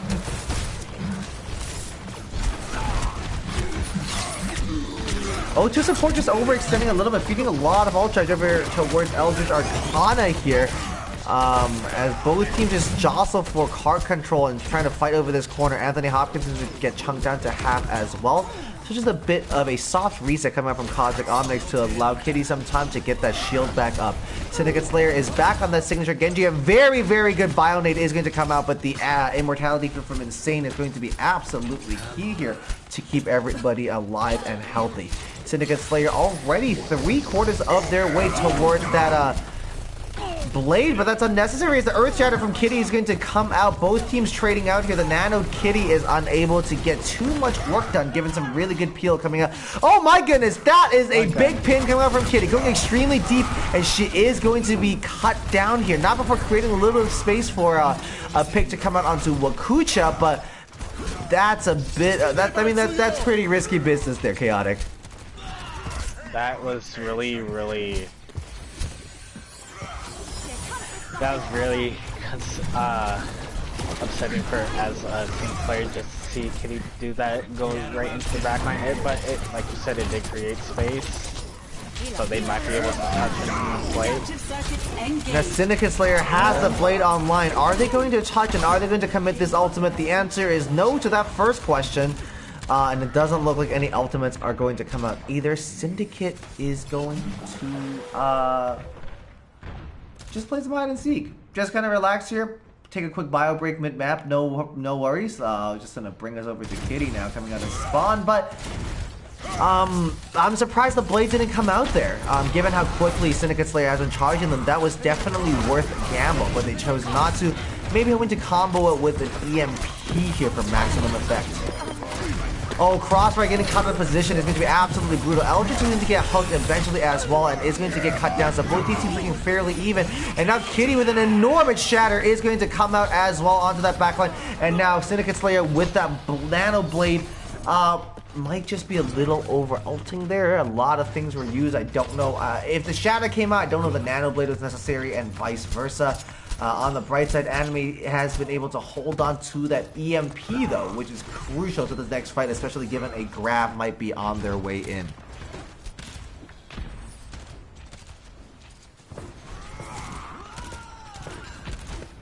Oh, Syndicate is just going to go down to Wakucha while Anime looks in a pretty good position to set up here. Really big sleep coming into Insane, and the hack coming out as well is going to be absolutely enormous. The EMP is now committed. That's very good play coming out from Cosmic Omnics, who commit the whole hog as well just to be safe. I know I complained about over-ulting before, but this is an appropriate response given that a grab just hit them.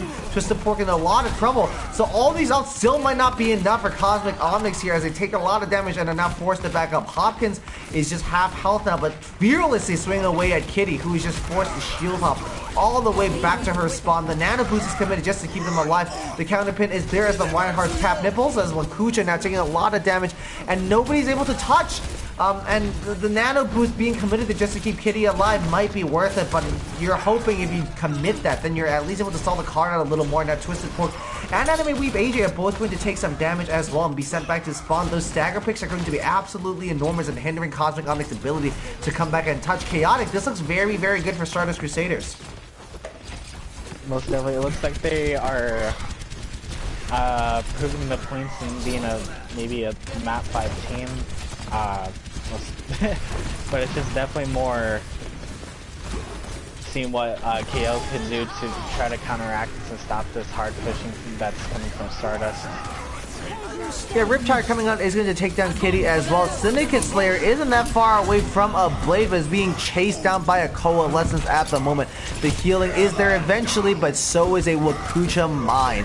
Big pick coming out from Kitty to try to keep this alive. Hopkins is going to be taking down, but both the DBS players on the side of Cosmic Omnics are going to be missing. Dash now with the McCree Deadeye, finding into the Mystic as well here, as it looks very, very good here on the side of Stardust Crusaders. There is a lot of chaos. It could go either way, but Stardust Crusaders could start to feel a little optimistic. Now Insane with a immortality field just for himself there is going to be pretty big, and now Syndicate Slayer is now sees your immortality field decaying and going away, and is going to answer with a blade and help Cosmic Omnics finally begin to stabilize here at the end.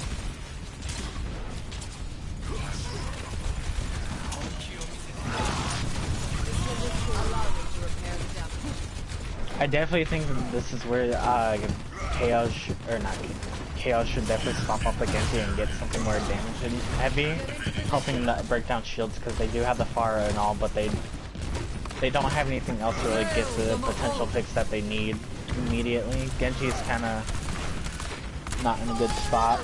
Well, it's interesting that you bring that up, because if there's anything we learned this series is that A, Syndicate is going to stay on Genji, and B, Wakucha's tires are always going to connect. Now, Cosmic Omnics, without their supports now, it's just Kitty and Twisted Pork desperately trying to stall this out for as long as they can. The grab being committed as well, just the Baby Diva caught in it, but that's all you need, as the point is now being so close to completion here, into the Mystic being caught up as well.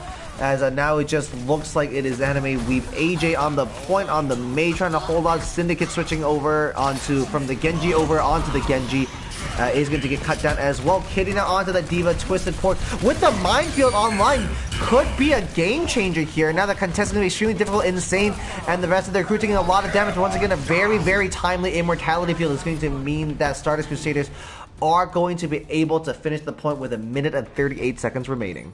Score 0-3. Switching sides.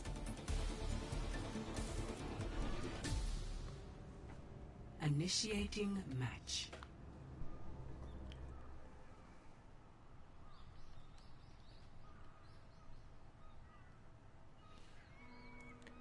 So some interesting decisions composition-wise that Cosmic Omnics chose to go with.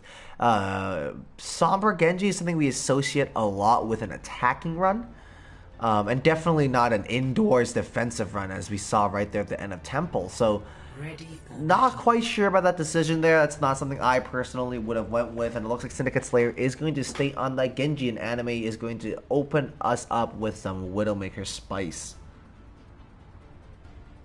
attackers incoming in 30 seconds.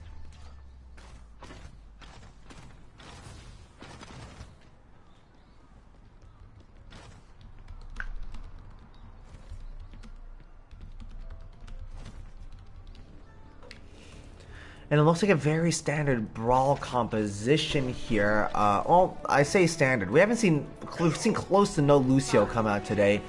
So it looks like Hopkins and Eldritch are just going to be happy without the speed boost, trying to brawl, which is interesting. And we've AJ, one shot on the Widow is enough to buy Cosmic Omnics a lot of sightlines and a lot of time here. They basically push past the bridge for free just because that's exactly what it does, creating all this space in that backline.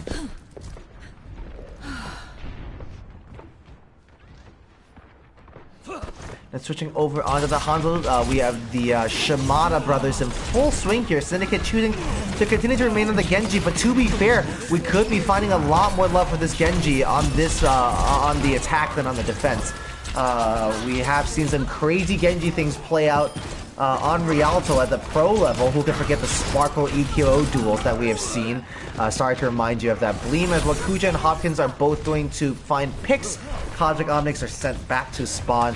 Stardust Crusaders playing very intelligently here. They saw Anime on the Widow, just decided to give it that first corner, but nothing else. And as soon as Cosmic Omnics came in, they used their superior brawl comp to be able to hold on for much longer. Syndicate Slayer coming up onto the high ground as a sneaky dash with a flashbang is going to be able to take them out. Syndicate once again sent back. Twisted Pork engaging here while a man down is going to hurt, and Anthony Hopkins with that shatter might just be a little more than we bargained for, but hey, I mean, it worked. And if it looks stupid, but it works, it's definitely not stupid. And Dash is now set up on this high ground for a sneaky little Deadeye.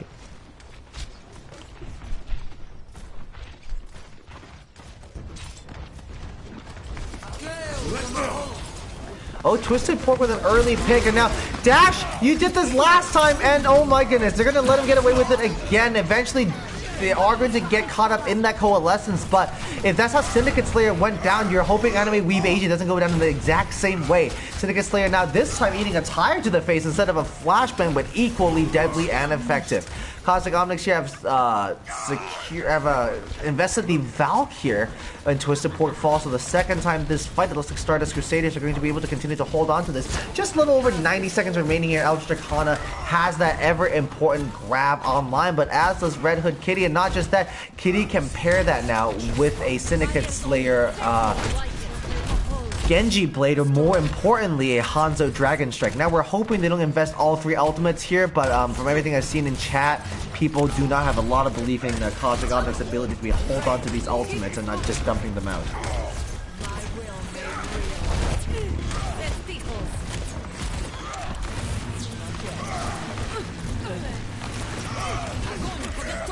Alright, grabs are coming from Eldritch Arcana first, actually. Cosmic Omnics taking their time is going to hurt them a lot here. They had the ultimates to push go and to press forward, and they just didn't end up happening, Chaotic.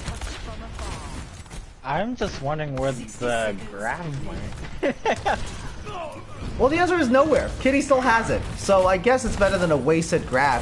Kitty now pushing forward. 60 health is going to be absolutely enormous here. Syndicate coming into the backline, cutting down that immortality field first and foremost, and eating a tire to the face with a second fight in a row. Kitty still has that grab ready to go. That's a massive grab, grabbing three, and the Dragons are there to connect. Cosmic Omnics have finally blasted the point open, courtesy of a grab dragon composition. I sincerely apologize for blowing my mic out a little bit there, but I did just get very, very excited. Give it everything you've got. Chaotic, how do you feel about this decision to keep Syndicate on the Genji but not support them with an Ana? Oh, before you answer that, Twisted Pork with the shatter is actually going to miss Hopkins' pin there, so both teams even for the time being, and Into the Mystic going down means that one less support is going to be absolutely brutal. Twist support going down as well. Things are looking pretty good here for the Stardust Crusaders. They just have to play safe, but Insane is going to get caught out. Hopkins just needed to keep their shield up for a little bit longer there. Syndicate is going to dash up for an extremely ballsy dive and are forced it back out here. Earthshatter finding 2 is going to be enough to clean this up. Stardust Crusaders getting closer and closer to claiming map 4 here, bringing us 2-2 as just Into the Mystic juggling this point. Are we going to a map 5? Well, Twist support is desperately trying to touch, so we might still be. Yep, it is going to a map 5 now. Stardust Crusaders are able to hold on here. The reverse sweep is Wallen alive. We head to a map 5. It is Stardust Crusaders 2, Cosmic Omnics 2 here in the Overwatch Oasis League. Play of the game.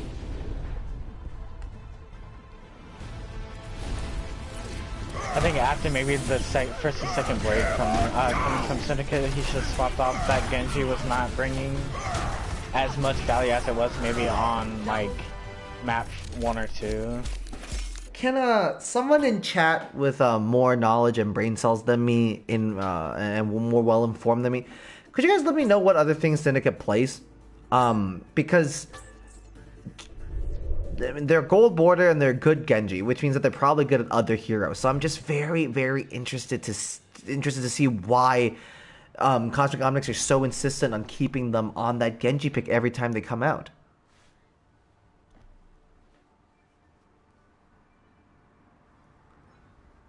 And yeah, the Genji pick in this current meta on these current maps, that's just not the play. And yeah, I'm just curious to see why that continues to be the case.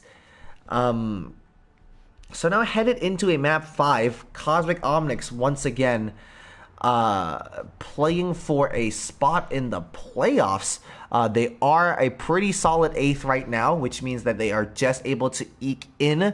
They're currently leading Tater Tots on what we call in the industry alphabetical order, because without counting this current series, they are tied up both in map record and match records here with the Tater Tots. So it'll be very difficult, very fine line separating these two teams. So this win is going to be absolutely crucial.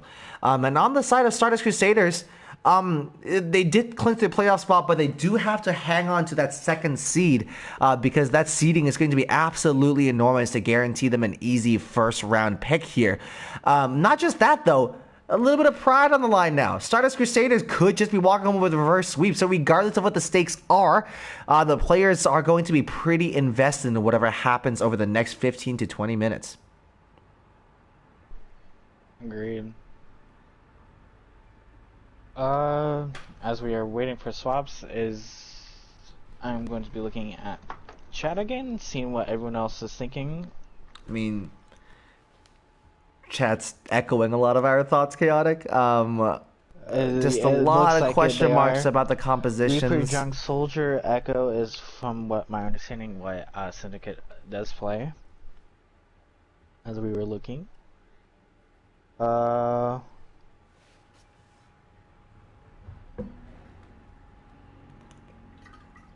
Hungo, it is currently 2-2 between these teams. Cosmic Omnics and Stardust Crusaders are tied up.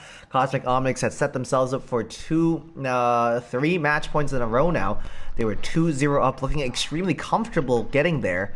But Stardust Crusaders were able to rally back and really capitalize on some mistakes that we're seeing on the side of Cosmic Omnics, both from an individual and a team play level. A lot of a recurring theme along this, especially for Cosmic, but definitely a problem with Stardust Crusaders as well. A lot of over-ulting is happening on both teams, and a lot of uncoordinated ultimates as well. Especially in Cosmic Omnics, a recurring theme is that they do a really good job getting the first and initial pick, but then they really struggle to push forward and capitalize on that. You're 6 on 5, you gotta press go. Even if you don't have Lucio, just press some W, push forward, hit that primary fire, and land those shots. And a lot of times, it just look a little bit hesitant and a little slower to do that. And Stardust Crusaders are then able to invest ultimates and resources to slow the tempo down. Insane has been especially good with those immortality fields. Not necessarily clutching out to like save anybody from a crazy blade or bomb, but really using the immortality field's ability to be a tempo reset. when you need to slow things down. And I think that's absolutely crucial and an enormously underrated part of Baptiste's kit. And Insane has been able to use that to a T, a textbook usage of how to use Baptiste's kit to make sure nobody has fun and the tempo has to reset. So really good work there. And every time they do that, Stardust Crusaders get those respawns, get that 6-man back, and then they're able to press go and to win those fights. So Cosmic Omnics are going to be able to have to learn from their mistakes here on map 5 if they're able to get anything out of this series.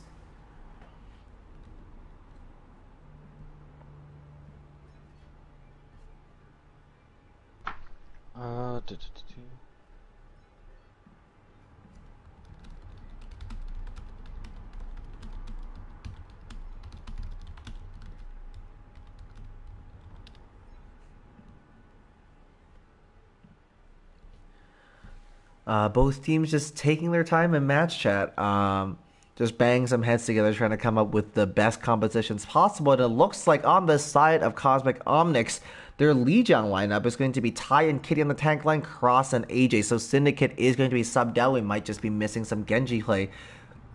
Paired with Disco and Wukong on support. I don't believe Wu's played any support tonight, so it'll be very, very interesting to see how that plays out.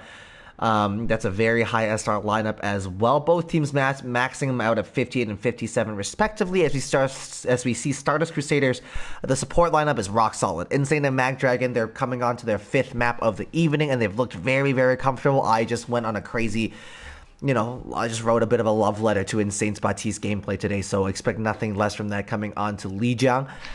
It's going to be Dash and Gravity on the DPS line, and on the front line, trying not to fall over, will be Ant and Eldritch.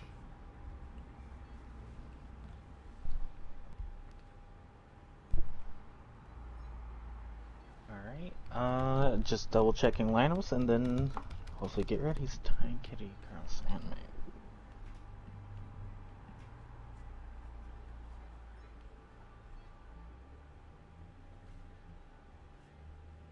Alright, everything looks set and clear. Just waiting for readies now.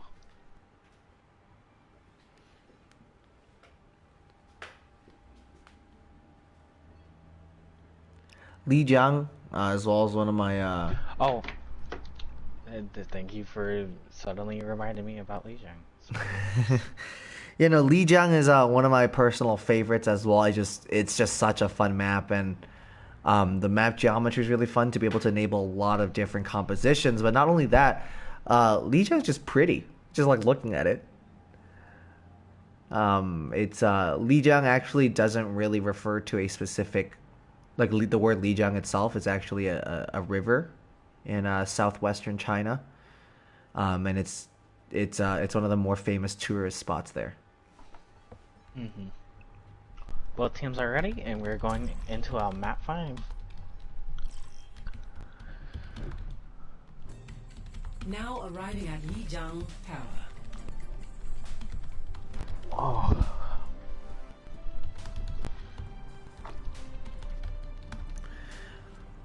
Alright, it looks like it's going to be Gardens first. We see a lot of Wrecking Ball, a lot of Sigma being played here, and we know that Cosmic Omnics are pretty comfortable with that composition.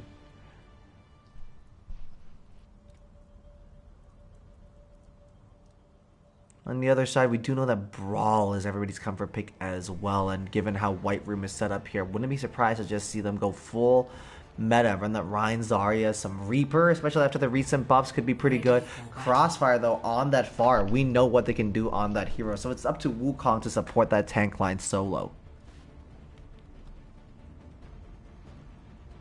As we see Ace coming out from Stardust Crusaders, definitely one of the, and from KO, definitely one of the strong picks, as this is, I think, one of the strongest sim maps too. So. 5, 4, 3, 2, 1. Alright, Tai now back in the lineup. Kitty off the main tank, back onto the off tank, which, in my humble opinion, I think is one of the best Kitties you're going to be able to see. And Cosmic Omnics seem unaware of the fact that they have a teleporter, and they get there extremely late. Stardust Crusaders is starting this fight off exactly as they wanted to. More coordinated, more organized, and getting more kills on the board.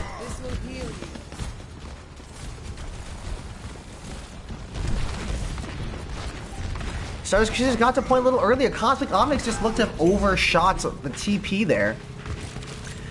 maybe just not something that they've practiced too many times before, that's pretty rough because that's a pretty basic mistake to be making at this level this far into a season. There's a TP coming, you overshoot it, you gotta walk backwards to get into it. Stardust Crusaders all get there on time. And now they're hunkered down on point. Enemy is forced to switch over onto them. McCree to try to crack this open, but those turrets are going to be able to get Uravity so much ult charge so quickly. As soon as Tai goes in, that microwave is at full work, and Wukong is going to be the first casualty of this fight, but the resurrection is there. Both those tanks getting turned extremely low as Tai and Kitty are both going to go down. On the upside here, the crossfire here with the barrage. You lost your tank line, you lost the support. Not quite sure what that barrage is supposed to accomplish. Stardust Crusaders looking extremely comfortable so far, and Cosmic Omnics, if I'm being honest, looking a little bit boomed. I'm really hoping they can throw their heads together and get a bit of a reset here. But Crossfire, to be fair, is going to switch over onto that Junkrat, so my criticism was potentially a little harsher than it needed to be there.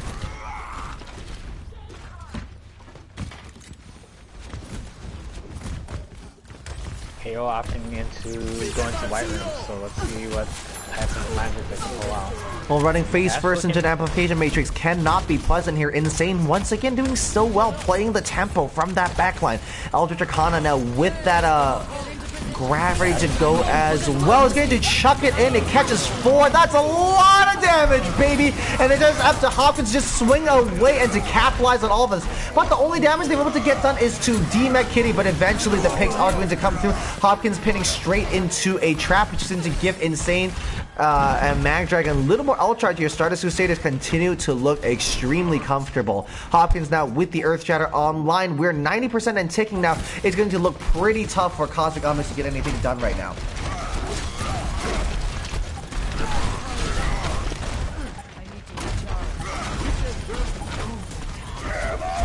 Shatter coming out. Tai jumped! And so both Shatters are going to get blocked, but the damage there is just too much.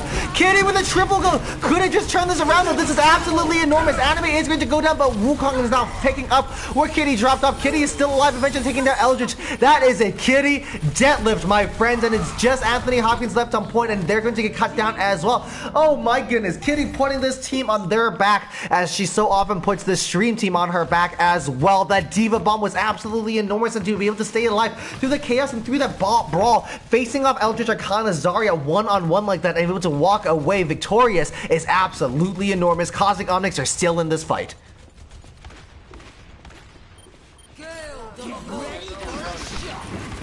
Another TP is going to come out. Not quite sure where the tire is going. Eventually, it is going to find a triple kill. Cosmic Omnics looking very comfortable now, as the TP is not going to be paying off here on the side of Stardust Crusaders.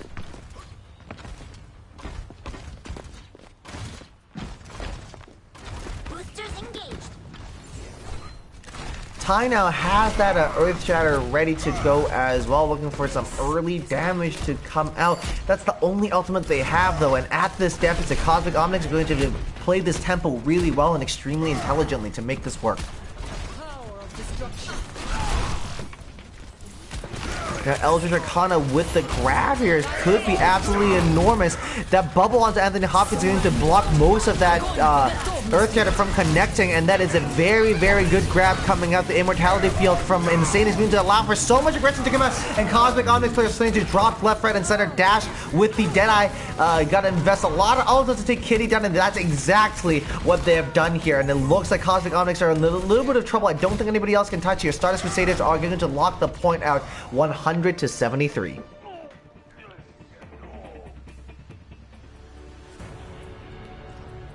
Score 0-1.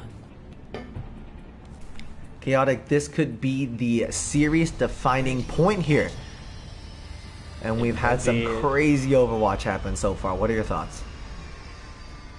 I'm definitely leaning towards, like, it's been what, almost an hour and a half to 2 hours, so definitely I think fatigue is setting in on both sides, probably more on KO than anything right now, as they are showing that they can they're still in this. It's just the ult economy right now, it seems to be very stable. And Stardust Crusaders do not hesitate. They TP to point immediately. The microwave is set up. Tai is taking a lot of damage here, and they are forced to back up. Stardust Crusaders are looking pretty healthy here. If this remains the same, they are going to get first control, as Anime is going to go down as well. The objective is now. Yeah, no contest comes through, and as soon as Anime went down, it looks like Cosmic Omnics are just playing to, you know, get picks here, and that's exactly what they do. Crossfighting and Dashi, and now suddenly turn this around 6-on-5 here on the side of Cosmic Omnics. But like we said, we've been saying this all series. They get an early pick and just have no idea how to capitalize and push forward with it. They get an early pick and they continue to push and play like they're one down. The tire comes in from the back line. The Crossfire is going to go up in a bit of a flank, getting 3-4 picks in this one single fight, and eventually are going to be able to lock this down. Not quite sure what the Coalescence was going to accomplish there, but it does lock it down. I was about to say, I'm not sure if the Coalescence was definitely needed there. It was more, I felt like I should have been saved for grab, or like if like their tanks were down in an urgent like critical rating or critical health point in team fights. But with Moira, I'm sure maybe Wukong can get it back with this team fight. Oh, Stardust Crusaders with a bit of a bait here, and the Shatter can go straight into the shield, but the sound barrier is committed nonetheless. Eldritch is going to get trapped, but is going to stay alive here, but I think Stardust Crusaders have done it.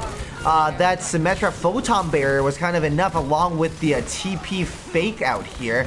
The absolute Jabay coming in is going to send Anime Weave off the side of the map. Stardust Crusaders looking very healthy yet again. Some big ultimates coming online here, Chaotic. We're definitely seeing really big ults actually coming up. Both grabs are up. Both shatters are up. Alright, big grab is going to come out. He's going to catch 4 of 5. Disco here no longer having the sound barrier to counter, but the counter shatter from Hopkins is absolutely enormous. Swing away in that back line, finding 4. Cosmic Omnics are sent back to spawn again. We're getting closer and closer to last fight territory here. Stardust Crusaders can smell the reverse sweep coming. What's going to be absolutely crucial here is Insane is going to get ready to pop up with yet another enormous amplification matrix. They do let it rip, and it comes in just in time for Dash to get a double kill with that Deadeye. The Amped heals to keep everybody alive through that grab as well. Insane has been absolutely textbook on the Baptiste so far. I would like to note that Dragon was cancelled with that Deadeye as well during that grab, and I don't know if it would have done much anyway, as the rest of the team was dead.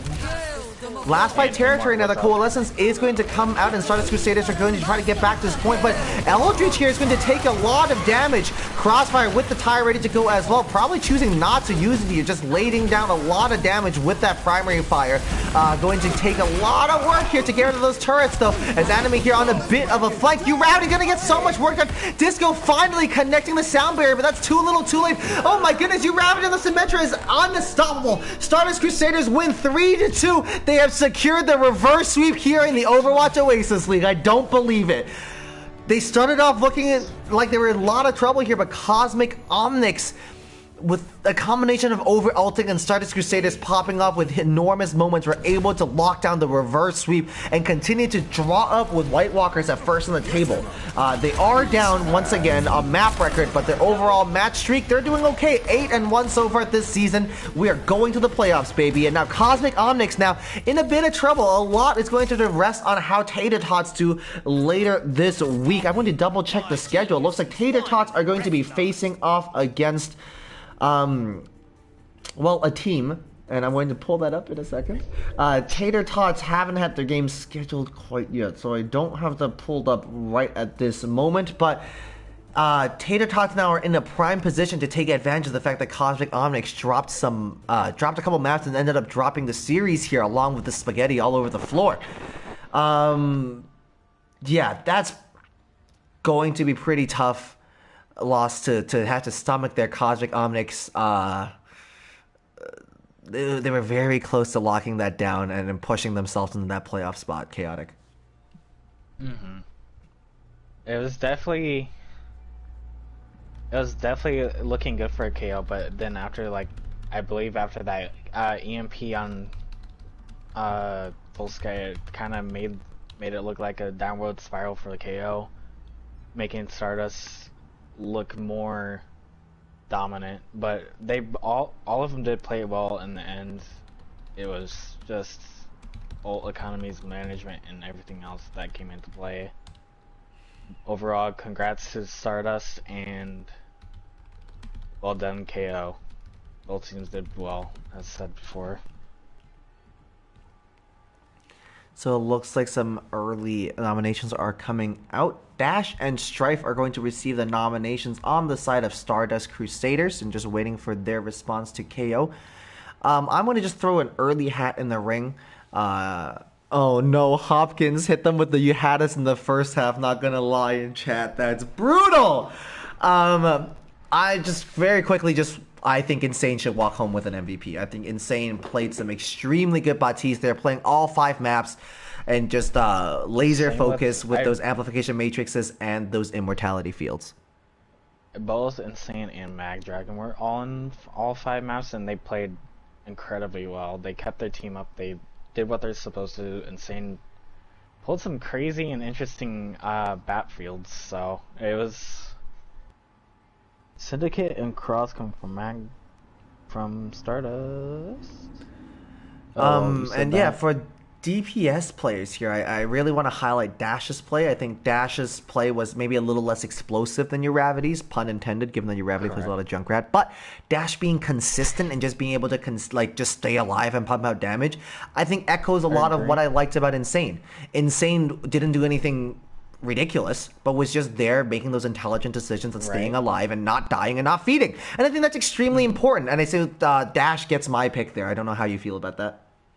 I can definitely agree with Dash. Dash was definitely not the most in kill feed, but he was there doing his job, pulling out these crazy high noons or just like flanking in the back on Gardens. He did flank in the back, got a couple picks. Not sure if you guys noticed that, but he definitely was doing. He was not. He's like not. English. He was definitely not. He was definitely not there. He was definitely the underdog in this. I would definitely say. And so I can agree with that. It sounds like we do have a consensus here. Now on the tank line, I'm thinking somewhere between Hopkins, Eldritch, and Kitty. What are your thoughts, Chaotic? It's hard to say because all 3 of them played pretty well. Overall, I'd want to say maybe Eldritch. He was playing things like Zarya, Diva. I'm not sure if he played a little bit Hog. If chat could correct me. I don't think any Hog came out outside the Stardust Crusaders.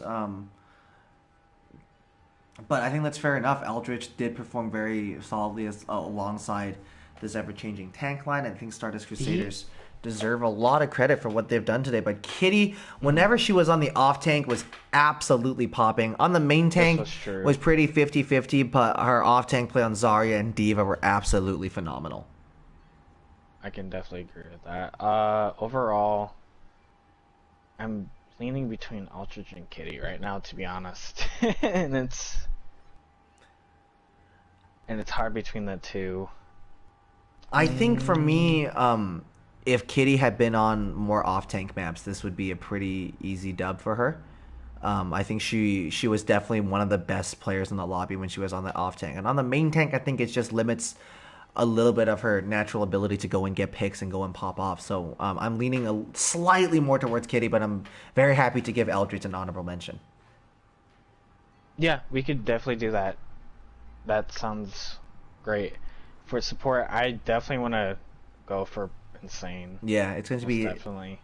All right, then there you have it, folks. Stardust Crusaders 3, Cosmic Omnics 2. KO started off the series with a 2-0 lead, but Stardust Crusaders just ran into a bit... and then they just ran into a bit of trouble. Stardust Crusaders popping off, fighting back, securing the reverse sweep, winning the series 3-2. Your MVPs for the evening are Red Hood Kitty. They're going to be Dash and Insane, with a special shout out to birthday boy Ant Hopkins, who played their heart out as well and was very close to clinching that MVP for themselves as well. I am Charles Tang, joined by Chaotic Phoenix tonight, and wherever you are, good morning, good night. We'll see you again.